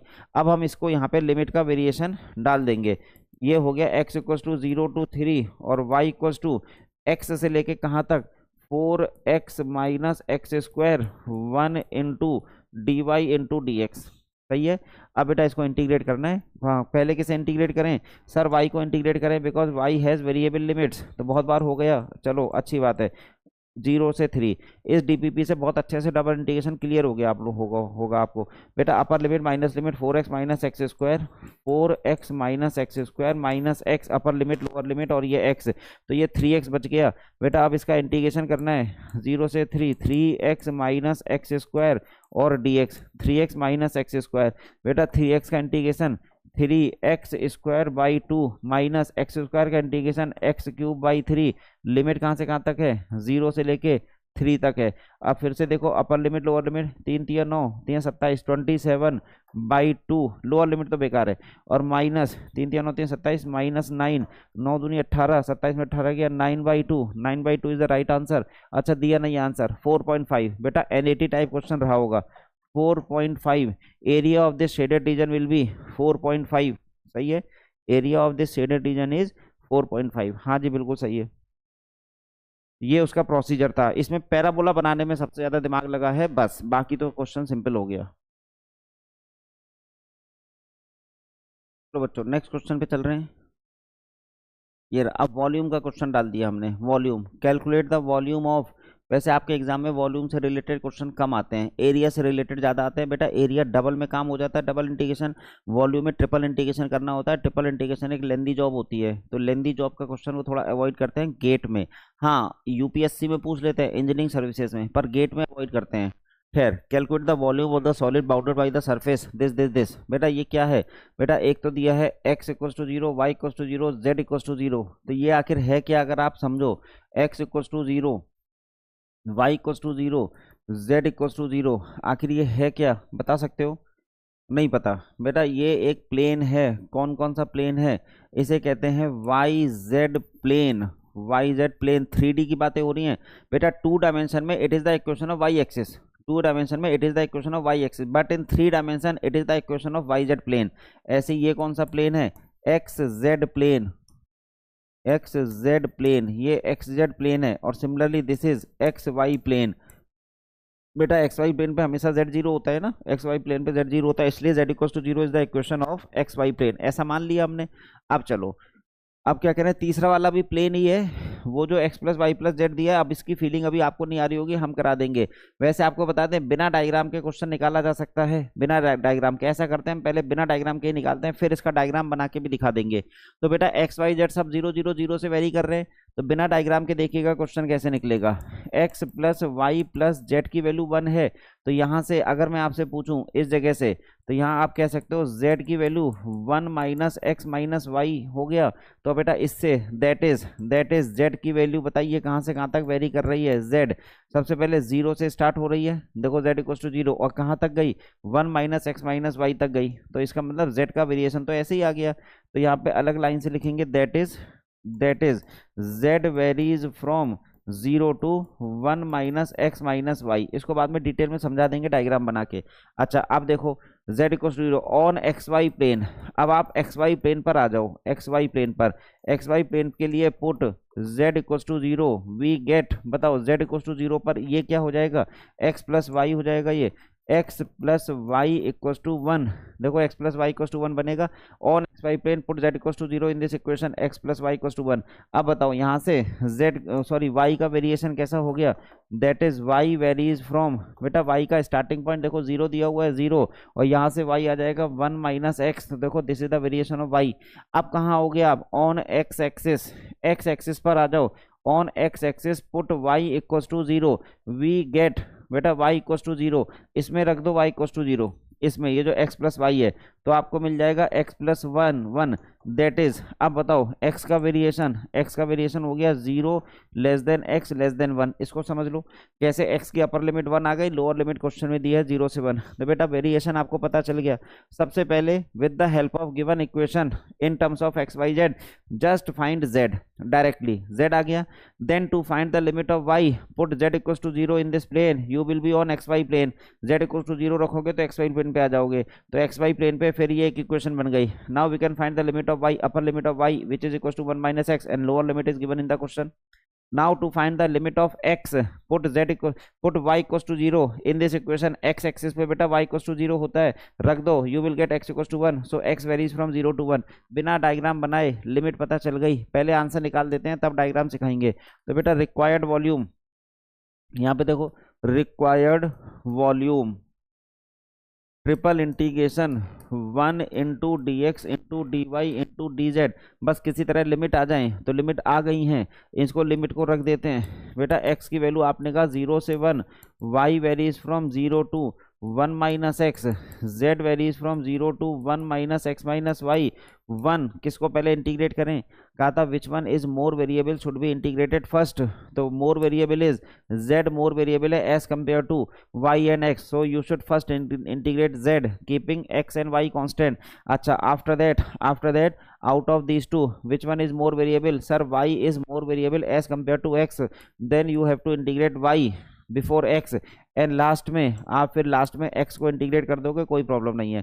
अब बेटा 1 बाई 1 इंटीग्रेशन करना शुरू करने जा रहे हैं। देखो x equals to 0 to 1, y equals to 0 to 1 minus x into, हाँ जी अब यहाँ बताओ 1 का integration z upper limit lower limit 1 minus x minus y, और क्या हो गया ये dy और dx, z खत्म, z खत्म। अब in now you have to first integrate y keeping x constant, तो बेटा y का इंटीग्रेशन कर रहे हैं कीपिंग x कांस्टेंट, तो 1 का इंटीग्रेशन y, x का इंटीग्रेशन x y का इंटीग्रेशन y स्क्वायर बाई 2, ऐसा कुछ आ जाएगा। लेकिन जगह कम हो गई है, जगह कम हो गई है। हाँ तो सबसे पहले x तो अभी चल ही रहा है, x equals to 0 to 1 bracket, हाँ जी 1 का इंटीग्रेशन y, x का इंटीग्रेशन x y का integration y square by 2 within the limit 0 to 1 minus x, किसकी लिमिट है y की, और ये बाहर dx चल रहा है। अब put y equals to upper limit minus lower limit, इस जगह कर दो अपर लोअर, तो बेटा ये क्या आ गया x equals to 0 to 1 0 to 1, after that y की जगह 1 माइनस एक्स, तो 1 माइनस एक्स, और फिर हो गया माइनस माइनस एक्स के साथ 1 माइनस एक्स, और फिर माइनस वाई के साथ 1 माइनस एक्स का होल स्क्वायर डिवाइडेड बाई 2, और लोअर लिमिट तो 0 है, तो फिर ये dx। बेटा पूरा क्वेश्चन x में हो गया, क्या हम इसे इंटीग्रेट नहीं कर सकते, बेटा x में इंटीग्रेशन बहुत आसानी से आप लोग जानते हैं। तो जब आप इसका इंटीग्रेशन करोगे सॉल्व करने के बाद x का इंटीग्रेशन कहीं भी आएगा, एक्स स्क्वायर बाई 2 लिखना, एक्स स्क्वायर का इंटीग्रेशन एक्स क्यूब बाई 3 लिखना, इन सबको इंटीग्रेट करने के बाद जो बचेगा वो क्या है, हम बता देते हैं 1 by 2 minus x plus x square by 2, बेटा ये आ जाएगा 1 by 2 minus x plus x square by 2, ये है वो इंटीग्रेशन जो सॉल्व होने के बाद आएगा 0 टू 1 में, और ये dx। बेटा ये तो इंटीग्रेशन हो सकता है ना, लाओ एक स्टेप और लिख दूं मैं आपके लिए, हाँ जी ये क्या हो गया 1 बाई 2 का integration x by to minus x का इंटीग्रेशन एक्स स्क्वायर बाई 2, और प्लस एक्स स्क्वायर का इंटीग्रेशन एक्स क्यूब और बाई 6, और 0 टू 1। अब इसमें अपर लिमिट लोअर लिमिट देखना, 1 बाई 2 कैंसिल हो गया, बेटा answer is 1 by 6, lower limit है ही नहीं। So the volume of region bounded by these 4 planes, वो चौथा वाला भी प्लेन है, x plus y plus z equals to 1, it is also a plane. Volume of solid bounded by these 4 planes is equals to 1 by 6। Sir लेकिन ये feel नहीं आया, ये किस तरह का डायग्राम था, चलो अब मैं डायग्राम देखता हूँ। आपने क्या सीखा, बिना डायग्राम के लिमिट निकाली जा सकती हैं, बिना डायग्राम के। चलो जी देखो देखो इसका तरीका देखो, इसका डायग्राम क्या है। एक्चुअल में अगर इसके डायग्राम की बात करें तो ये x axis, y axis, z axis, बेटा आपके उस सॉलिड में वो तीनों प्लेन इन्वॉल्व हैं, x y plane, y z plane, z x plane, और वो जो x plus y plus z है वो भी एक प्लेन है। देखो वो ये प्लेन है, अगर वो ऐसा प्लेन टेढ़ा करके ऐसा रख दिया जाए, वो जो x plus y plus z है ऐसे रख दिया जाए, ये एक्स एक्सिस इधर है, और बेटा इस तरह से रख दिया जाए, तिकोना ट्राइंगुलर प्लेन है वो, ट्राइंगुलर, तो ट्राइंगुलर प्लेन ऐसा कुछ बनेगा। और अच्छी फीलिंग कराता हूँ इसको बना के, बेटा यहाँ पे ऐसे देख लो, ये शेडेड मान लो, ठीक। अब बताओ, अब ये आपको 3D में नजर आ रहा है, अब ये आपको 3D में नजर आ रहा है, हाँ जी हाँ नजर आ रहा है 3D में। तो बेटा इस सॉलिड का वॉल्यूम आपने निकाला है 1 बाई 6, ये जो ट्राइंगुलर प्रिज्म टाइप की चीज हो गई ना, ट्राइंगुलर प्रिज्म, इसका वॉल्यूम आपने निकाला है। सर कैसे निकाल दिया, बेटा यहाँ पे देखो एक्स वाई प्लेन पर, इस एक्स वाई प्लेन पर ऑन एक्स वाई प्लेन, बताओ on x y plane z equal to 0 था एक्स वाई प्लेन पे, और z एक्सिस पे ऊपर गए हो तो z एक्सिस पर कहां तक जा रहे हो, इस प्लेन की इक्वेशन क्या दी गई है, बेटा प्लेन की इक्वेशन दी गई है x plus y plus z equal to 1, x plus y plus z equal to 1। तो एक्स वाई प्लेन पे आपने z इक्वल टू 0 रख दिया था, z इक्वल टू 0, और ये आगे ऐसे चल रहा है, इस z इक्वल टू 0 को ही आगे बढ़ाओगे तो बेटा यहाँ से z की जो अपर लिमिट आ रही है, ये वाली limit z equal to 1 minus x minus y. तो बेटा यहाँ देखो, यहाँ पे ये जो सॉलिड है इसमें ट्राइंगुलर पैरेललो पाइप खड़े किए जाते हैं, बेटा एक्स वाई प्लेन पे वर्टिकल स्ट्रिप या हॉरिजॉन्टल स्ट्रिप बनाते थे। जब 3D में रीजन हो तो z की लिमिट के लिए पैरेललो पाइप खड़े किए जाएंगे। तो पैरेललो पाइप का starting point lies on XY plane, XY plane पे z0 है, और ये टॉप, ये पैरेललो पाइप का टॉप जो है इस पॉइंट तक जा रहा है, तो वहां पे z की वैल्यू 1 - x - y है। तो इसको देख के पता चल गया, इन दोनों को देख के पता चल गया कि z varies from 0 to 1 - x - y। अब एक्स वाई पे लिमिट कैसे आएगी बेटा, एक्स वाई की लिमिट लानी है, you should move on to x y plane. अब इस एक्स वाई प्लेन को इधर देखो, इस एक्स वाई प्लेन को मैं ऐसे रोटेट कर दे रहा हूँ, देखना ऐसे रोटेट करने जा रहा हूँ, तो इससे क्या होगा, आपको फीलिंग अच्छा सा आ जाएगा। तो ये एक्स हो गया, ये वाई हो गया, और ये जो मेजेंटा कलर है, ये ब्राउन कलर है, ये है वो लाइन, ये है वो लाइन, और ये है वो रीजन, ये वो जो शेडेड रीजन था, ये एक्स वाई प्लेन पे नजर आएगा। अब जेड को भूल जाइए, ये एक्स वाई प्लेन है, ऐसे नजर नहीं आ रहा, इसको घुमा दें तो वाई एक्सेस ऐसे ऊपर हो जाएगी, एक्स एक्सेस हॉरिजॉन्टल हो जाएगी। देखो हो गया, ये वाली लाइन क्या है, एक्स वाई प्लेन पे बेटा जेड को जीरो रखो, जेड को जीरो रखो, एक्स प्लस वाई की वैल्यू 1 आ जाएगी। एक्स वाई प्लेन पर ये वाली इक्वेशन है x plus y equals to 1, सही है ना, z को 0 रख दिया है क्योंकि आपने। अब बताओ एक्स वाई प्लेन पे वर्टिकल स्ट्रिप या हॉरिजॉन्टल स्ट्रिप बनाते हैं, हमने वर्टिकल स्ट्रिप बना दी, एक्स वाई प्लेन पे y की वैल्यू 0 है, y वेरीज फ्रॉम 0 से ऊपर देखो 1 - x तक, देखो यही बताया था। और in this situation in case of vertical strip limits of x are constant, in case of vertical strip limits of x are constant, तो यहाँ से लेके यहाँ तक जा रही है ये लिमिट, तो x y एक्सिस से शुरू हो रहा है और बेटा 1 तक जा रहा है, क्यों, इस पॉइंट पर x क्या है, x एक्सिस पे y को 0 रखो, x बराबर 1, तो x वेरीज फ्रॉम 0 to 1, देखो ये रही लिमिट, देखो z की लिमिट, y की लिमिट, x की लिमिट। तो डायग्राम से इस तरह से बन के आई, लेकिन आपको एग्जाम में डायग्राम वगैरह नहीं बनाना, आपकी लिमिट तो हमने बिना डायग्राम के निकाल दी थी, तो ये ज़्यादा अच्छा तरीका हो गया। बढ़े आगे, can I move on to the next one, yes sir, okay बेटा ये रहा। अब फिर से आ गया क्वेश्चन, अब बिना डायग्राम के क्वेश्चन करेंगे। A triangular prism is formed, देखो वही प्रिज्म जो पहले बनाया था लगभग वैसे ही, लेकिन अब की बार प्लेन बदल दिए इन्होंने। Triangular prism is formed by planes whose equations are, बेटा एक प्लेन ये रहा, दूसरा प्लेन, ये कौन सा प्लेन है, x z plane, x z plane, और तीसरा प्लेन आपको दिया है एक्स इक्वल्स टू ए। तो चलो जो जो लिखा है वो सब लिख देते हैं। अच्छा, and the value of the plane between the plane, अच्छा एक प्लेन ये भी दिया है 0 से लेके z इक्वल्स टू यहाँ से यहाँ तक, देखो पता ही चल गया, z इक्वल्स टू 0 और z equals to c plus x y, इसको देख के पता चल गया z varies from 0 to c plus x y. लो इतना आसान। अब जरा y और x के बारे में बात करते हैं। इन्होंने देखो y equals to 0, x equals to 0 तो प्लेन दिया, x इक्वल्स टू a भी दिया है। पहले तो आपको a y equals to b x लिखा हुआ है बेटा, a y equals to b x, और साथ में लिखा है y equals to 0, y equals to 0 and, और ये एंड था, तो इन दोनों को क्लब कर देते हैं। तो जरा बताओ y varies from starting point is 0, question में लिखा है अपर लिमिट इज, देखो b अपॉन ए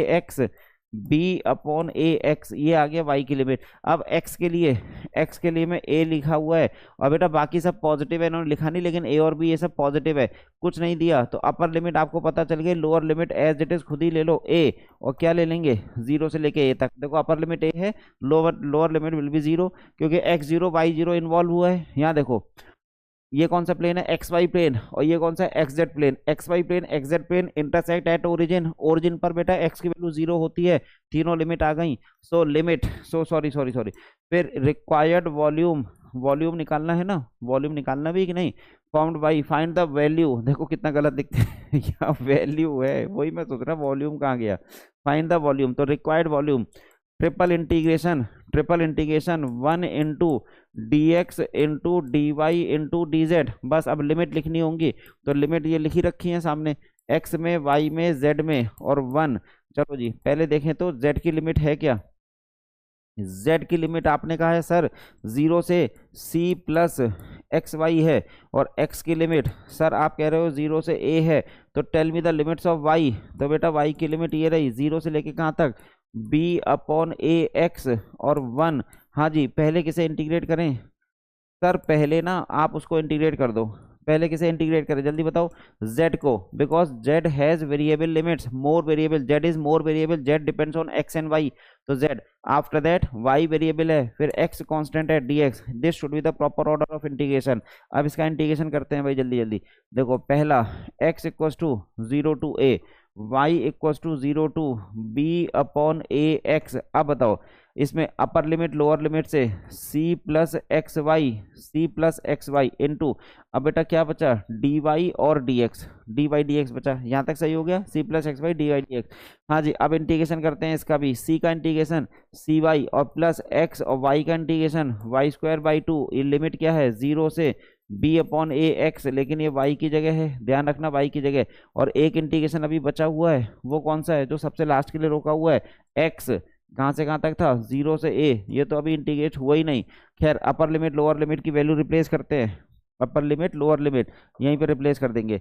हाँ जी, इंटीग्रेशन 0 टू a, बेटा y की जगह b अपॉन ए एक्स, तो बी सी अपॉन ए हो जाएगा, ये B C upon a x. और फिर यहाँ पे देखो y की जगह यहाँ पे रखोगे b square by a square, x square तो एक्स क्यूब हो जाएगा, b square by 2a square plus b square by 2a square, और ये x square x x cube हो गया।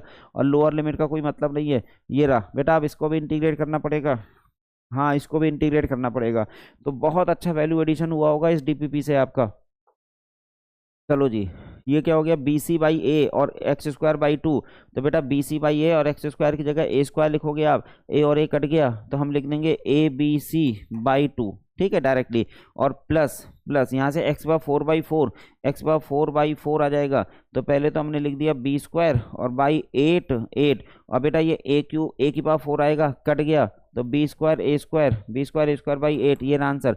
ए b c by two plus a square b square by 8, a b c by two plus a square b square by 8। देखें, a b c by two plus a square b square by 8, बिल्कुल सही है, यही answer है, यही answer है बेटा। इस क्वेश्चन में वॉल्यूम निकल आया, ये थोड़ा सा करेक्शन था, क्वेश्चन में वॉल्यूम लिखना है।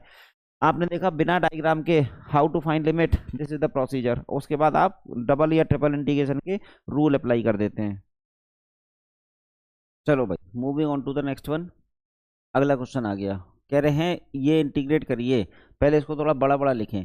बेटा ये क्या है, 4y लिखा है, तो these are the limits of x, x की लिमिट है और 4, और फिर कह रहे हैं e to the power x square dx, और फिर ये these are the limits of y 0 से 1 और dy। सीधे कह रहे हैं इसको इंटीग्रेट करिए। बेटा डायरेक्टली इसमें डायग्राम की फिलहाल जरूरत नहीं नजर आ रही। Diagram is required to find the value of limits. क्या कह रहे हैं, diagram is required to find the value of limits. Limits are already given in the question, limits are already given, so we should directly we should try to integrate it. अब बेटा try to integrate करते हैं। अच्छा, variable limit किसकी है, variable limits are of x, variable limits are of x, x की variable limits है because these are in terms of y. तो x has variable limit, we should first integrate x keeping y constant. तो चलो देखें तो 0 to 1 bracket, अब इसको integrate करने जा रहे हैं।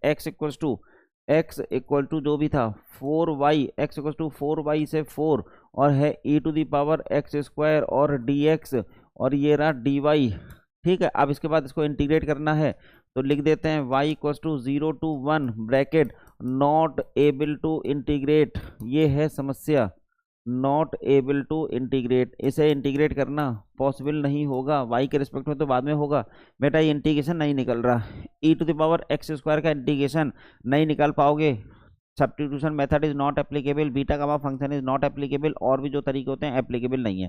खैर ये इंटीग्रेशन निकल नहीं रहा। In that type of situation we will try to use the concept of change of order of integration. बेटा ऑर्डर ऑफ इंटीग्रेशन बदलने की कोशिश करते हैं। Order given in the question is dx dy, मतलब गिवन स्ट्रिप इज हॉरिजॉन्टल। बेटा because x has variable limits, it means horizontal strip is given, so by changing the order of integration we have to make vertical strip. For changing the order of integration we have to make vertical strip and then putting the limits accordingly। ये था procedure of changing of order of integration. तो अब diagram बनाना पड़ेगा। तो diagram क्या है, diagram है बेटा, region of integration is bounded by y equals to 0, y equals to 1, x equals to 4y और x इक्वल्स टू 4। इससे आपका रीजन ऑफ इंटीग्रेशन बाउंडेड है। चलो देखें तो रीजन ऑफ इंटीग्रेशन है क्या, बना के देखते हैं। रीजन ऑफ इंटीग्रेशन, ये x एक्सिस y एक्सिस, बेटा ये x इक्वल्स टू 4y, ये ओरिजिन से पास करने वाली लाइन है। x इक्वल्स टू 4, ये रहा x equals to 4, y equals to 1, ये है y इक्वल्स टू 1, इस तरह से, और y इक्वल्स टू 0 मतलब x एक्सिस। तो अब जरा 1 by 1 देखें क्या चीज़ें आपको दे दी गई हैं। x equals to 4y, y equals to 1, y equals to 1, x equals to 4, और साथ में y एक्सिस की equation y equals to 0, x axis की इक्वेशन वाई इक्वल टू 0, इतना कुछ है। रीजन है कौन सा, अपर या लोअर, सोचो भाई। O P Q R, O P Q R में से कौन सा रीजन है, अपर या लोअर, चेक करें। देखो सिंपल सी बात, यहाँ हॉरिजॉन्टल स्ट्रिप है तो हम एक हॉरिजॉन्टल स्ट्रिप बना के पता कर लेंगे कि रीजन ऑफ इंटीग्रेशन है कौन सा। मान लो इसमें बनाया मैंने रीजन ऑफ इंटीग्रेशन। अब बताओ यहाँ पर लोअर लिमिट कहाँ से कहाँ तक वेरी कर रही है बेटा, लोअर लिमिट 4y से स्टार्ट हो रहा है। देखो x इक्वल टू ये 4y है और कहाँ तक जा रहा है, x इक्वल टू 4 तक। यहाँ पर भी यही लिखा था 4y से 4, इसका मतलब लोअर रीजन है, ये अपर वाला नहीं है। अपर वाला होता तो 0 से 4y होता बेटा, अगर ये वाला होता तो ये वाला नहीं है 0 से 4y, ये वाला हमारा रीजन ऑफ इंटीग्रेशन है। इसी में आपको वर्टिकल स्टेप बनानी पड़ेगी, इसी रीजन ऑफ इंटीग्रेशन में वर्टिकल स्टेप बनानी पड़ेगी if you want to change the order of integration. तो प्रोसीजर क्या होता है, सब कुछ वैसा ही है, बस वर्टिकल स्टेप बना दीजिए, सब कुछ सेम है, बस उसी रीजन में वर्टिकल स्टेप बना देते हैं। देखो बना दी वर्टिकल स्टेप। अब in case of vertical step limits of x are constant, तो एक्स की लिमिट कांस्टेंट है बेटा, तो एक्स की लिमिट कांस्टेंट कैसी होंगी, just draw two vertical lines at initial and final point here at this one x equals to 0 and at this one x equals to 4, so x will vary from 0 to 4। Confirm हो गया, x की limit का confirmation हो गया, x will vary from 0 to 4। अब इसमें आगे क्या करोगे, वर्टिकल स्टेप के लिए बेटा all these steps are starting from this point at this point y equals to 0 and all these steps terminates on this line. बेटा on this line what is y, on this line what is y, यहाँ से निकाल लो what is y, x upon 4, तो x की value sorry y equals to x by 4। Confirmation आ गया, it means y varies from 0 to x by 4। बेटा vertical step में ये है आपकी लिमिट्स का वेरिएशन। अब हम अपने क्वेश्चन पे चलते हैं। अब क्वेश्चन देखिएगा, क्वेश्चन ये तरीका तो हो नहीं पा रहा, अब नए सिरे से देखने जा रहे हैं। ऑर्डर ऑफ इंटीग्रेशन बदल के क्या था 0 से 1 और लिखा था 4y से 4 e to the power x square d x d y, horizontal step था। जब मैंने इसका ऑर्डर ऑफ इंटीग्रेशन बदला तो ये हो गया e की power x square d y d x. बच्चों को लगता है बस इतना ही हो गया, ऐसा नहीं है। डी वाई डी एक्स की जगह डी एक्स डी वाई इतना आसानी से नहीं लिखा जाता। ये कौन सी स्ट्रिप थी, हॉरिजॉन्टल स्ट्रिप, हॉरिजॉन्टल स्ट्रिप। ये आपने कौन सी स्ट्रिप बना दी, वर्टिकल स्ट्रिप। अब वर्टिकल स्ट्रिप में लिमिट्स का वेरिएशन बेटा y 0 से लेके कहाँ तक जा रहा है, x अपॉन 4 तक, और ये तो क्या है y है, और x वेरीज फ्रॉम 0 टू 4।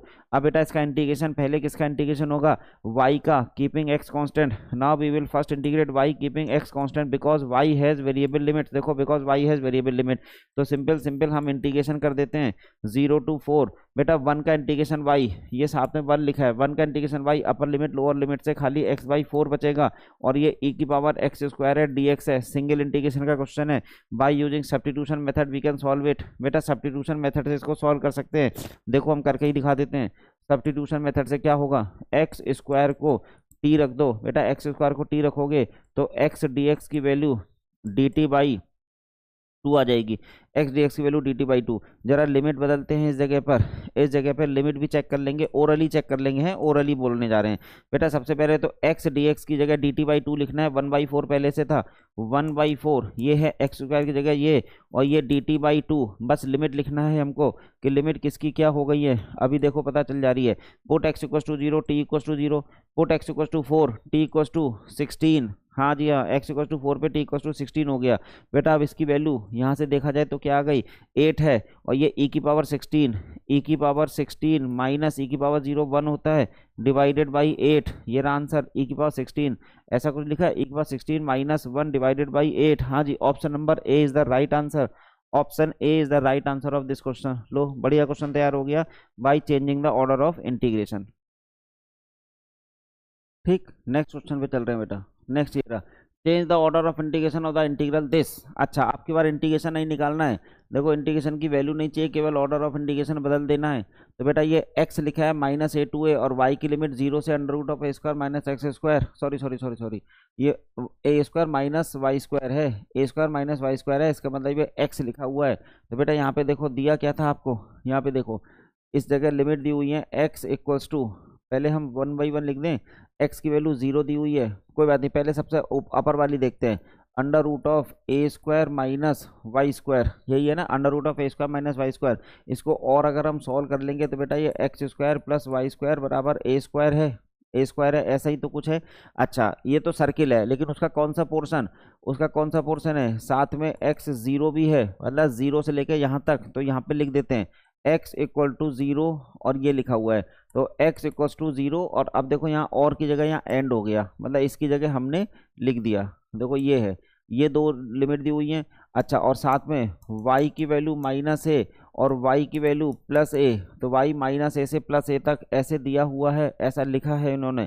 अच्छा अब बताओ वेरिएबल लिमिट किसकी है, variable limits are of, variable limit है किसकी, एक्स की वेरिएबल लिमिट है, एक्स की लिमिट वेरिएबल नजर आ रही है आपको, सही है। हाँ जी अब देखो x की वेरिएबल लिमिट है, y has constant limit. x की वेरिएबल लिमिट कब होती है, हॉरिजॉन्टल स्टेप में, x has variable limit in case of horizontal step. तो रीजन ऑफ इंटीग्रेशन आपका इनसे बाउंड होगा बेटा, region of integration y equals to minus a, y equals to plus a, x equals to zero, और ये portion of circle. चलो बनाते हैं रीजन ऑफ इंटीग्रेशन, आपका रीजन ऑफ इंटीग्रेशन बनाते हैं। सर्किल में माइनस वाई से वाई, एक्स नेगेटिव नहीं हो सकता, मतलब सर्किल का राइट हाफ, बेटा सर्किल का राइट हाफ ही आपको लेना होगा। बस ये है सर्किल, उधर का हमने बनाया भी नहीं, गंदा बन गया ना, थोड़ा अच्छा बना देते हैं। देखो ये है सामने, ठीक, ये y axis x axis right half, और कहाँ से कहाँ तक, माइनस ए से ए तक, तो अच्छी बात है। ये देखो यहाँ पे ये माइनस ए है और ये क्या है, ए है, तो सर्किल का ये वाला हाफ आपको लिख दिया। और एक्स आपका जीरो से वो था, कौन सी स्ट्रिप थी ये, कौन सी स्ट्रिप थी, एक्स की वेरिएबल लिमिट है, मतलब ये एक्स की वेरिएबल लिमिट है, हॉरिजॉन्टल स्ट्रिप है। तो अगर मैं देखूं तो रीजन ऑफ इंटीग्रेशन आपका इस तरह से दिया हुआ है, रीजन ऑफ इंटीग्रेशन ये देखो दिया हुआ है, चेक कर लो। देखो y varies from minus a to a और x varies from zero to something like that, यहाँ तक, यहाँ पर इस पर x की वैल्यू दिया, ये है गिवन।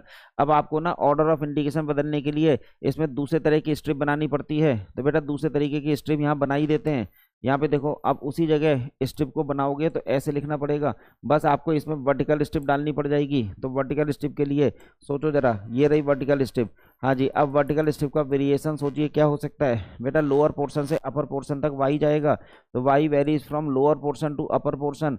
अगर मैं इस सर्किल पे, बेटा इस सर्किल पे y पूछूं तो नेगेटिव से पॉजिटिव में ऐसा दिख रहा है, minus square root of a square minus x square, और कहाँ तक दिख रहा है, plus square root of a square minus x square, सही है।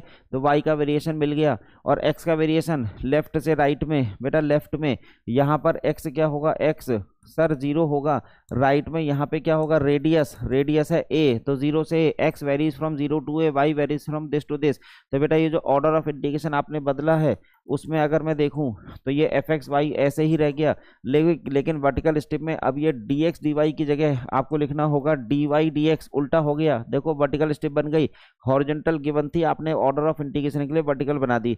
लिमिट्स क्या है, x varies from zero to a, zero to a, और y varies from minus sign के साथ square root of a square minus x square, और plus sign के साथ square root of a square minus x square. ये है answer. अब इसमें मैच करा लो जीरो टू ए में, बेटा आई थिंक ये है आंसर। देखो f x y d x d y इन्होंने गलत लिख दिया, डी वाई डी एक्स लिखना चाहिए था।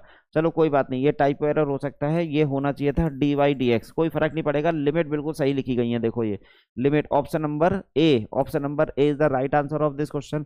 मतलब to find the answer by using the change of order of integration, if horizontal step is given then you should make vertical step, if vertical step is given then you should make horizontal step. तो इस question में horizontal दी थी तो vertical बना के limit लिख दी, वही आपका आंसर आ गया। आई think option A is the right answer of this question. बढ़े आगे, चलो next, this is the next question. कह रहे हैं evaluate the value of the integral, ये साफ साफ लिख दिया, by changing the order of integration. Evaluate the value of this integral by changing the order of integration. चलो जी कैसे निकालें, by changing the order of integration. बेटा ये x है, मतलब किसकी लिमिट दे दी गई है, y की लिमिट वेरिएबल है, y हैज वेरिएबल लिमिट, और x तो कांस्टेंट है, मतलब गिवन स्ट्रिप इज वर्टिकल। बेटा y हैज वेरिएबल लिमिट, इससे पता चल गया कि ये वर्टिकल स्ट्रिप के लिए लिखा है इन्होंने। हालांकि ये बार बार ऐसा लिखते हैं, उठपटांग लिख देते हैं, dy और dx होना चाहिए था, सही तरीका तो ये है कि dy dx होना चाहिए। अब देखो वर्टिकल स्ट्रिप, लेकिन उससे इतना फर्क नहीं पड़ता, वो कुछ भी हो, स्ट्रिप से पता चलता है, सॉरी लिमिट से पता चलता है स्ट्रिप इज वर्टिकल और horizontal, because y has variable limit, strip is vertical. तो to change the order of integration you should make horizontal strip. तो पहले order of integration, sorry region of integration देखें।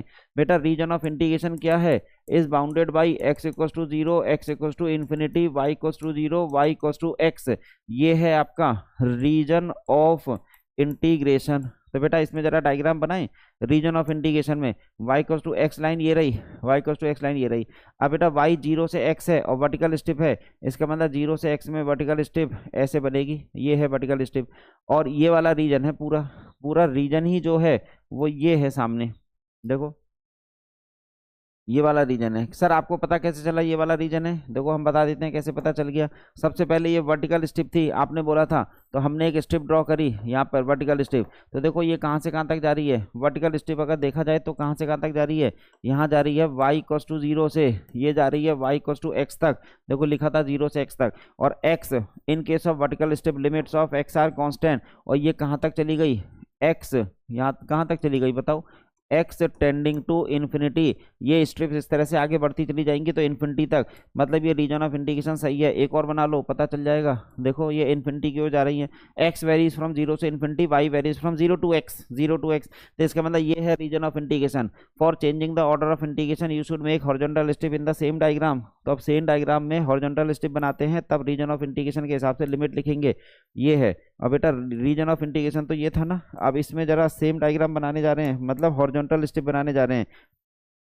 बना दी हॉरिजॉन्टल स्ट्रिप, चलो एक नहीं बनाते, एक से ज़्यादा बना लेते हैं। इस तरह से हॉरिजॉन्टल स्ट्रिप बन गई एक्स एक्सिस वाई एक्सिस। चलो जी लिमिट का वेरिएशन देखो बेटा, y ये यहाँ से स्टार्ट होगा, यहाँ से, यहाँ पे y इक्वल्स टू 0 है, और ये क्या हो रहा है y tending to infinity, y tending to infinity हो रही है, ये स्ट्रिप ऊपर चलती चली जा रही है। अच्छा left portion of all these strips lies on this axis, sorry lies on this line, on this line x equals to y, x equals to y। और ये क्या है x टेंडिंग टू इन्फिनिटी। तो बेटा पता चल गई limits, y varies from 0 to infinity और x वेरीज फ्रॉम y से इन्फिनिटी। बेटा x varies from y to infinity. ये रीजन ऑफ इंटीग्रेशन चेंज होने जा रहा है। अब बताइएगा, नहीं रीजन ऑफ इंटीग्रेशन चेंज नहीं होने जा रहा है, वो होने जा रहा है change of order of integration. तो इसी क्वेश्चन को हम चेंज ऑफ ऑर्डर से करने जा रहे हैं। तो बेटा पहले लिमिट लिख देते हैं, y 0 से इन्फिनिटी है, y 0 से इन्फिनिटी, और x कहाँ से कहाँ तक है, y से लेके इन्फिनिटी तक। बाकी क्वेश्चन सब ऐसे ही, x e to the power minus x square upon y, x में पहले x लिखो, dx dy, वहाँ इसीलिए कह रहे थे कि dy dx होना चाहिए था। खैर वो नहीं भी था तो ये कैसा नहीं है कह सकते कि आप क्वेश्चन गलत है, वो तो हमें स्ट्रिप से पता चला। हाँ जी dx dy आ गया। अब क्या करें, क्या करें बेटा, first integrate x keeping y constant because x has variable limit. First integrate x keeping y constant, हाँ जी first integrate x keeping y constant. करो प्रोडक्ट फॉर्मूला, जरूरी नहीं है प्रोडक्ट फॉर्मूला लगाना बेटा, इसको आप ऐसे भी कर सकते हो। देखो y 0 to infinity bracket integration x y to infinity x e to the power minus x square upon y, x square upon y, और यहाँ पे dx ब्रैकेट के बाहर y। सब्स्टिट्यूशन मेथड क्या होता है, वो substitution method, put x square upon y equals to, बेटा एक्स स्क्वायर अपॉन वाई को सीधे सीधे हटा देते हैं, टी लिख देते हैं, x square upon y equals to t. ठीक है, अब यहाँ से अगर x square upon y t है तो जरा मुझे बता सकते हो एक्स डी एक्स की वैल्यू y अपॉन 2 dt हो जाएगी, y उधर जाएगा 2 नीचे चला जाएगा।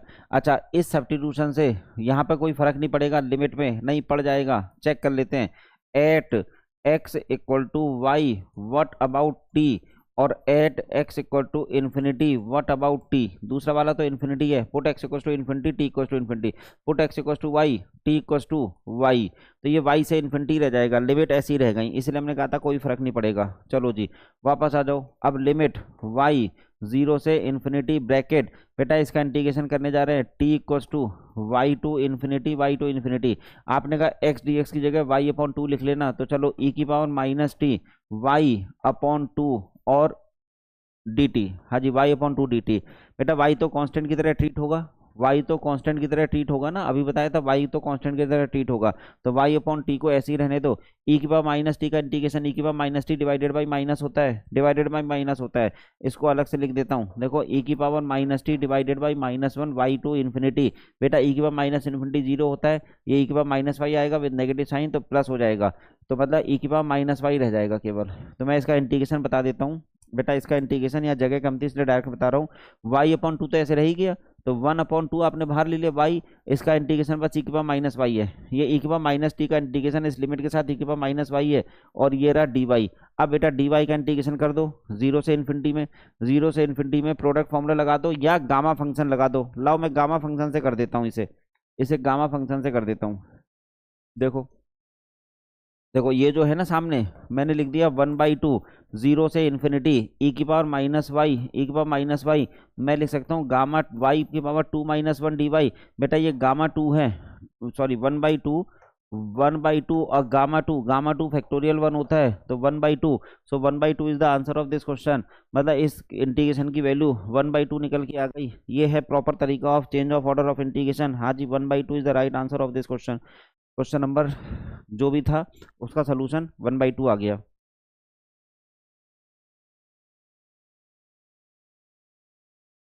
चलो भाई नया क्वेश्चन, अगले क्वेश्चन पे जा रहे हैं। आ गया एक और चेंज ऑफ ऑर्डर का, कह रहे हैं evaluate it by changing the order of integration. ये इन्होंने बोल दिया साफ साफ। तो पहले तो देखें दी हुई स्ट्रिप कैसी है। बेटा 0 से 2 लिखा है और यहाँ लिखा है 1 से e⁻x, x का फंक्शन है, means these are the limits of y, तो these are the limits of x, और 1 इंटू बेटा y हैज़ वेरिएबल लिमिट्स, इसका मतलब ये dy dx रहा होगा, इसको हमेशा आपको सही करना पड़ेगा। ये है, अब बताओ y has variable limits, it means given strip is, ये कौन सी स्ट्रिप है, ये y की वेरिएबल लिमिट है, बताओ कौन सी स्ट्रिप है, वर्टिकल स्ट्रिप। तो बेटा इसको आपको हॉरिजॉन्टल स्ट्रिप में कन्वर्ट करना होगा बाय यूजिंग द डायग्राम। तो डायग्राम के हेल्प से इसको हॉरिजॉन्टल स्ट्रिप में बदलोगे और फिर ये हो जाएगा dx dy। ठीक है, देखो ऑर्डर ऑफ इंटीग्रेशन ऐसे बदलता है, तो इसका मतलब यहाँ पर ये हॉरिजॉन्टल स्ट्रिप बनेगी। अब हॉरिजॉन्टल स्ट्रिप के लिए डायग्राम बनाना पड़ेगा। So region of integration is bounded by, बता सकते हो रीजन ऑफ इंटीग्रेशन किस किस से बाउंड हो रहा है, x = 0 से, x = 2 से, y = 1 से, y = e⁻x से। ठीक है, इस पूरे से हो रहा है। तो ये आपका रीजन ऑफ इंटीग्रेशन है, region of integration is this one. चलो अब जरा इसका डायग्राम बनाते हैं। डायग्राम कैसा डायग्राम होगा, वर्टिकल स्टेप वाला। बेटा y = e⁻x और ये है y = 1, x = 2, x = 0, y axis की इक्वेशन x = 0 मतलब इधर साइड है। तो अगर मैं पूरा डायग्राम बना के रख दूं, लो y = e⁻x एक्सपोनेंशियल फंक्शन ऐसे बनता है, एक्सपोनेंशियल फंक्शन ये बना दिया हमने, y = e⁻x। फिर कह रहे हैं y = 1, बेटा अलग अलग कलर के पेन से बनाएंगे तो ज़्यादा सही रहेगा। ये है y = 1। फिर कह रहे हैं x = 2, तो x = 2 पर आपको बनाना है बाउंडेड। तो x = 2 अगर यहाँ से लिख दें तो y = 1, x = 2। अब x = 2 जाएगा कहाँ से, अब ये इधर ही कहीं बनानी पड़ेगी। हाँ जी, रीजन ऑफ इंटीग्रेशन यहाँ बनेगा, और x = 0 मतलब y एक्सिस भी है। तो क्या ये 2 नहीं लिखा था इसमें, चेक कर ले कि 2 लिखा था कि नहीं, देखें। हाँ देखो बेटा लिखा तो है, लिखा तो है, सही बात है, x = 2 भी लिखा है, सब कुछ ठीक है। एक गलती कर दी हमने, देखो एक बात को ध्यान रखना चाहिए था। ये बताइए, ये जो y = 1 है, आप और हम लोग याद ही नहीं रख रहे थे कि ये वाला एक्सपोनेंशियल फंक्शन यहाँ क्रॉस करता है, तो ये जो क्रॉस करता है ये 0,1 होता है। This point is known as 0,1। It means y = 1 will pass through this point. y = 1 जो है वो इस पॉइंट से पास कर रहा होगा, तो यहाँ से देखो पास करा दिया, y = 1 को यहाँ से पास करा दिया, ऐसे कुछ चली गई। ये क्या लाइन है, y = 1। अब देखते हैं x = 2 कहाँ है, x = 2 ये रहा, ये देखो ये बना दिया x = 2, x = 2। तो मतलब ये रीजन ऑफ इंटीग्रेशन आपको आता हुआ नजर आ रहा है। ये जो शेडेड पोर्शन है, इस शेडेड पोर्शन को नाम दे देते हैं, मान लो लिख लेते हैं p, ये लिख लेते हैं q, ये लिख लेते हैं r, p-q-r। ठीक है, इनके कोऑर्डिनेट जरा देख लें, हो सकता है जरूरत पड़े, हो सकता है ना भी पड़े।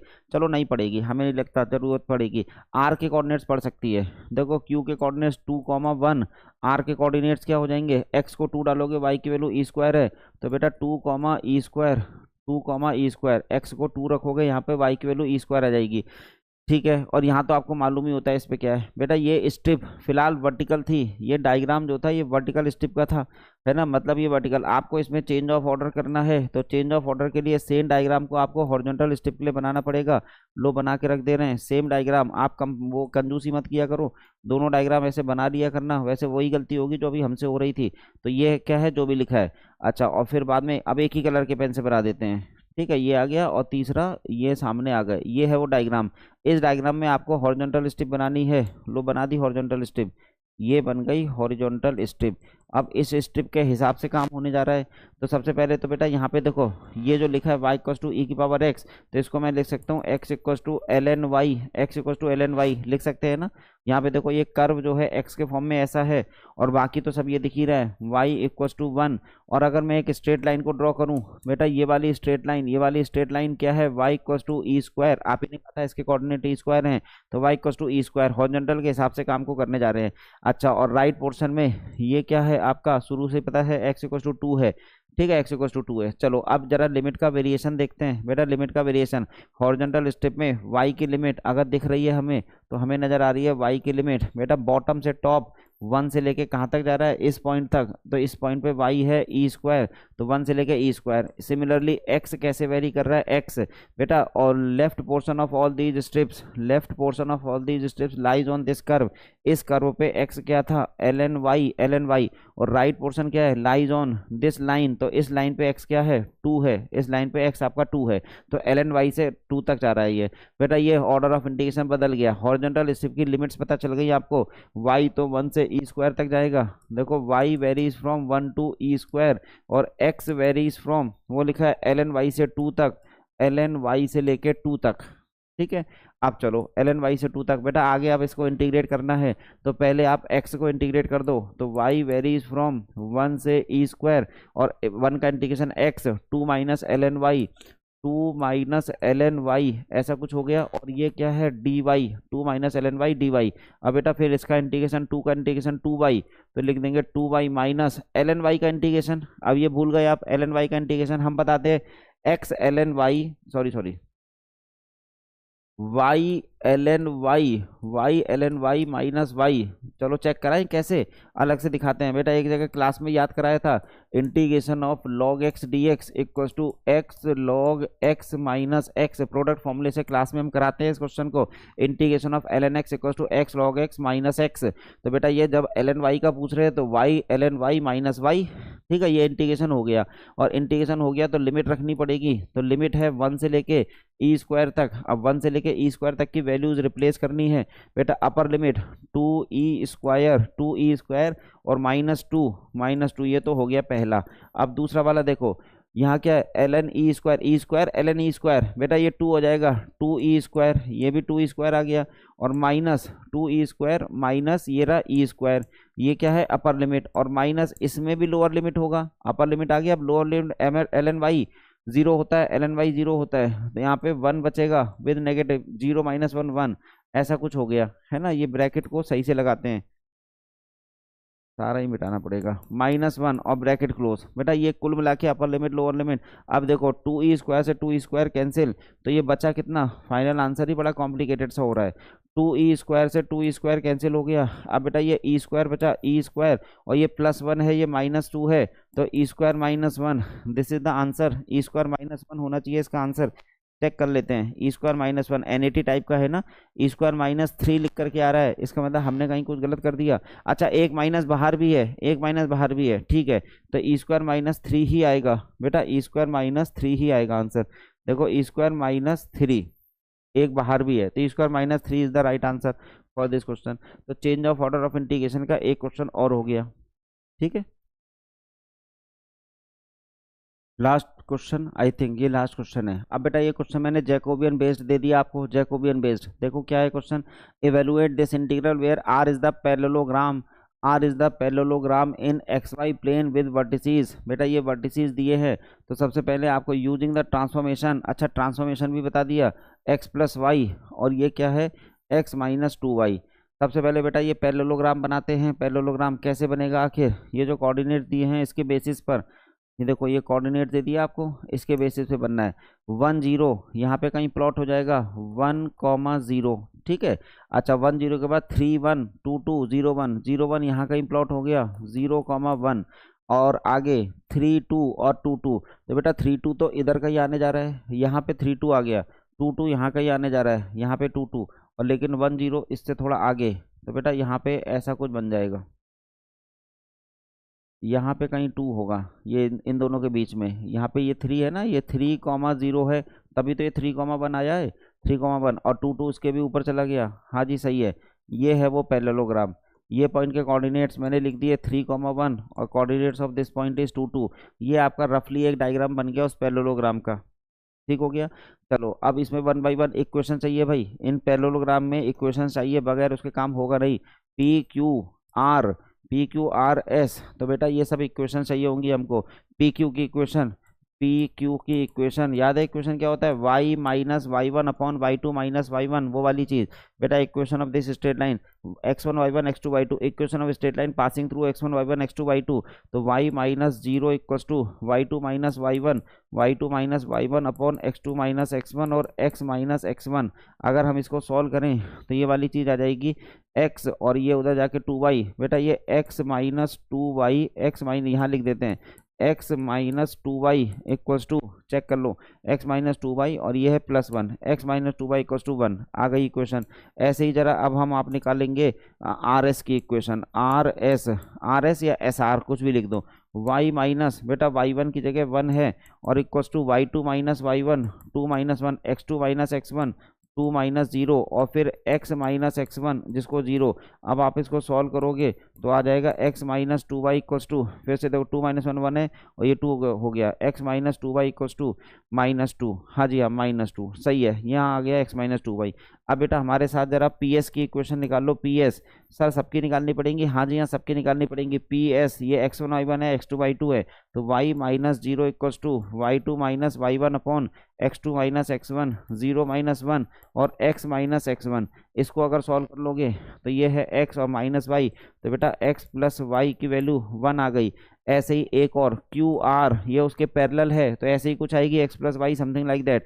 तो QR y माइनस ये है QR की value y minus 1 equals to 2 minus 1 upon 2 minus 3 और x माइनस 3, ये है सामने कुछ y माइनस 1।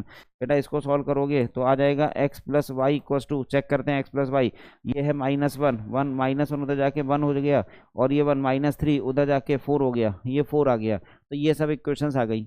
बेटा अब देखें एक बात बताइए, x प्लस वाई को इन्होंने लिखा क्या था? x प्लस वाई को बेटा x प्लस वाई को u लिखा है, तो हम यहाँ लिख सकते हैं that is u equals to 1 और यहाँ लिख सकते हैं u इक्वल्स टू 4। ये मजा आ गया।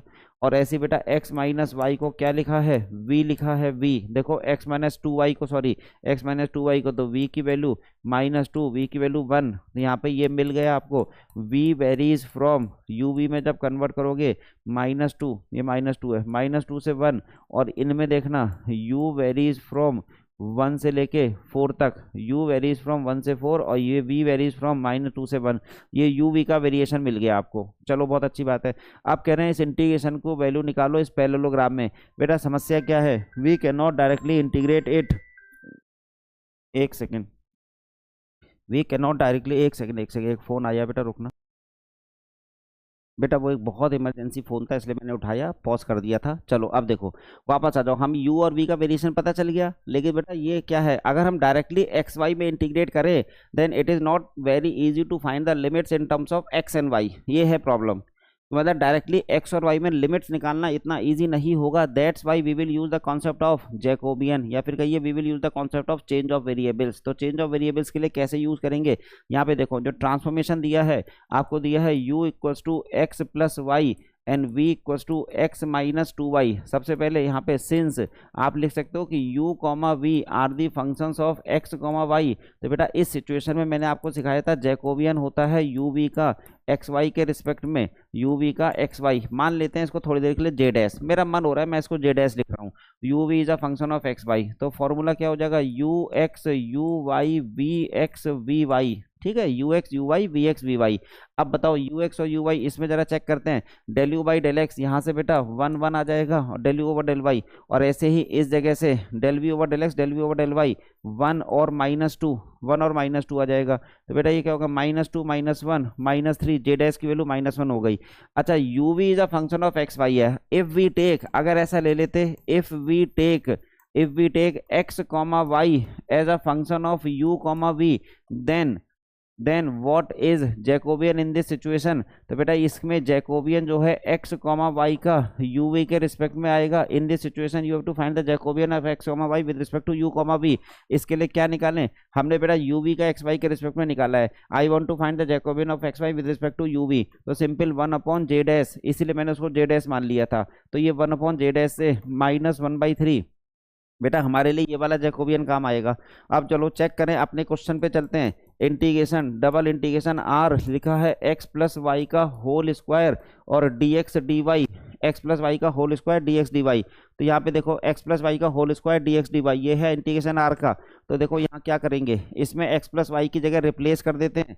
तो रिप्लेस कर देंगे तो ये है यू स्क्वायर, लेके बेटा d x d y directly replace नहीं होता, मतलब because you are transforming x comma y into u comma v system, x comma y को यू कॉमा वी सिस्टम, इसलिए ये वाला डायग्राम फॉलो होगा हमारे लिए कि you are transforming x comma y system into u v system. तो J use होगा, तो यहाँ आ जाता है mod of J d u d v, mod of J d u d v, देखो ऐसे आ गया mod of J d u d we.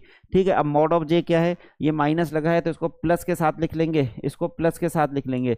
तो यहाँ पे प्लस के साथ 1/3 और ये आ गया यू स्क्वायर। हाँ जी, अब ये d u d v as it is d u और डी वी। बेटा लिमिट क्या है आपने निकाल ली थी पिछले उसमें, u और v का वेरिएशन। यहाँ देखो v -2 से 1 और ये 1 से 4, 1 से 4 -2 से 1 क्वेश्चन में दिया था। तो v -2 से 1 -2 से 1 और ये है 1 से 4, कंफर्म हो गया। Integrand is an explicit function, we can integrate separately also. तो डी यू इंटू और ये है 1 डी वी, तो बेटा इसकी वैल्यू है -2 से 1 और इसकी वैल्यू है 1 से लेके 4 तक। अब बेटा यहाँ देखो इसका इंटीग्रेशन u³/3, तो u³/3 से 1/9 आ गया, 1/9 मत लिखो 1/9, इसको 1/3 ही रहने दो, ब्रैकेट u³ में 64 - 1/3 सही हो गया ना u³/3 से। और अगला देखिए ये है y, तो 1 माइनस ऑफ -2, तो ये 3 हो गया, तो ये 3 कैंसिल हो गया। फिलहाल 63 हो गया बेटा, 63 और 3 कैंसिल हो गया, 63/3 और ये कितना होता है 21 या 63, 621। आई थिंक 21 आना चाहिए इसका आंसर। हाँ बेटा 21 ही आ रहा है। बेहतरीन क्वेश्चन जैकोबियन का, सारे कॉन्सेप्ट यूज हो गए इसी क्वेश्चन के अंदर। तो when it is not possible to solve the question based on double and triple integration in the given coordinate system that is in the x y coordinate system. देखो अरे limit आ जा भाई, ये फ़ोन ख़राब हो गया क्या। हाँ, एक्स वाई कोऑर्डिनेट सिस्टम में देखो सॉल्व नहीं हो रहा था हमसे, एक्स वाई में कहाँ गया ये बहुत पीछे, हाँ एक्स वाई में इंटीग्रेशन की लिमिट नहीं आ रही थी, तो हमने जैकोबियन का कॉन्सेप्ट लगा के आंसर निकाल दिया एक नए सिस्टम में ले जाके यूवी सिस्टम में। This is all about for DPP3 of multiple integral. Thank you so much. Again हम लोग किसी और DPP में मिलते हैं। धन्यवाद बच्चों।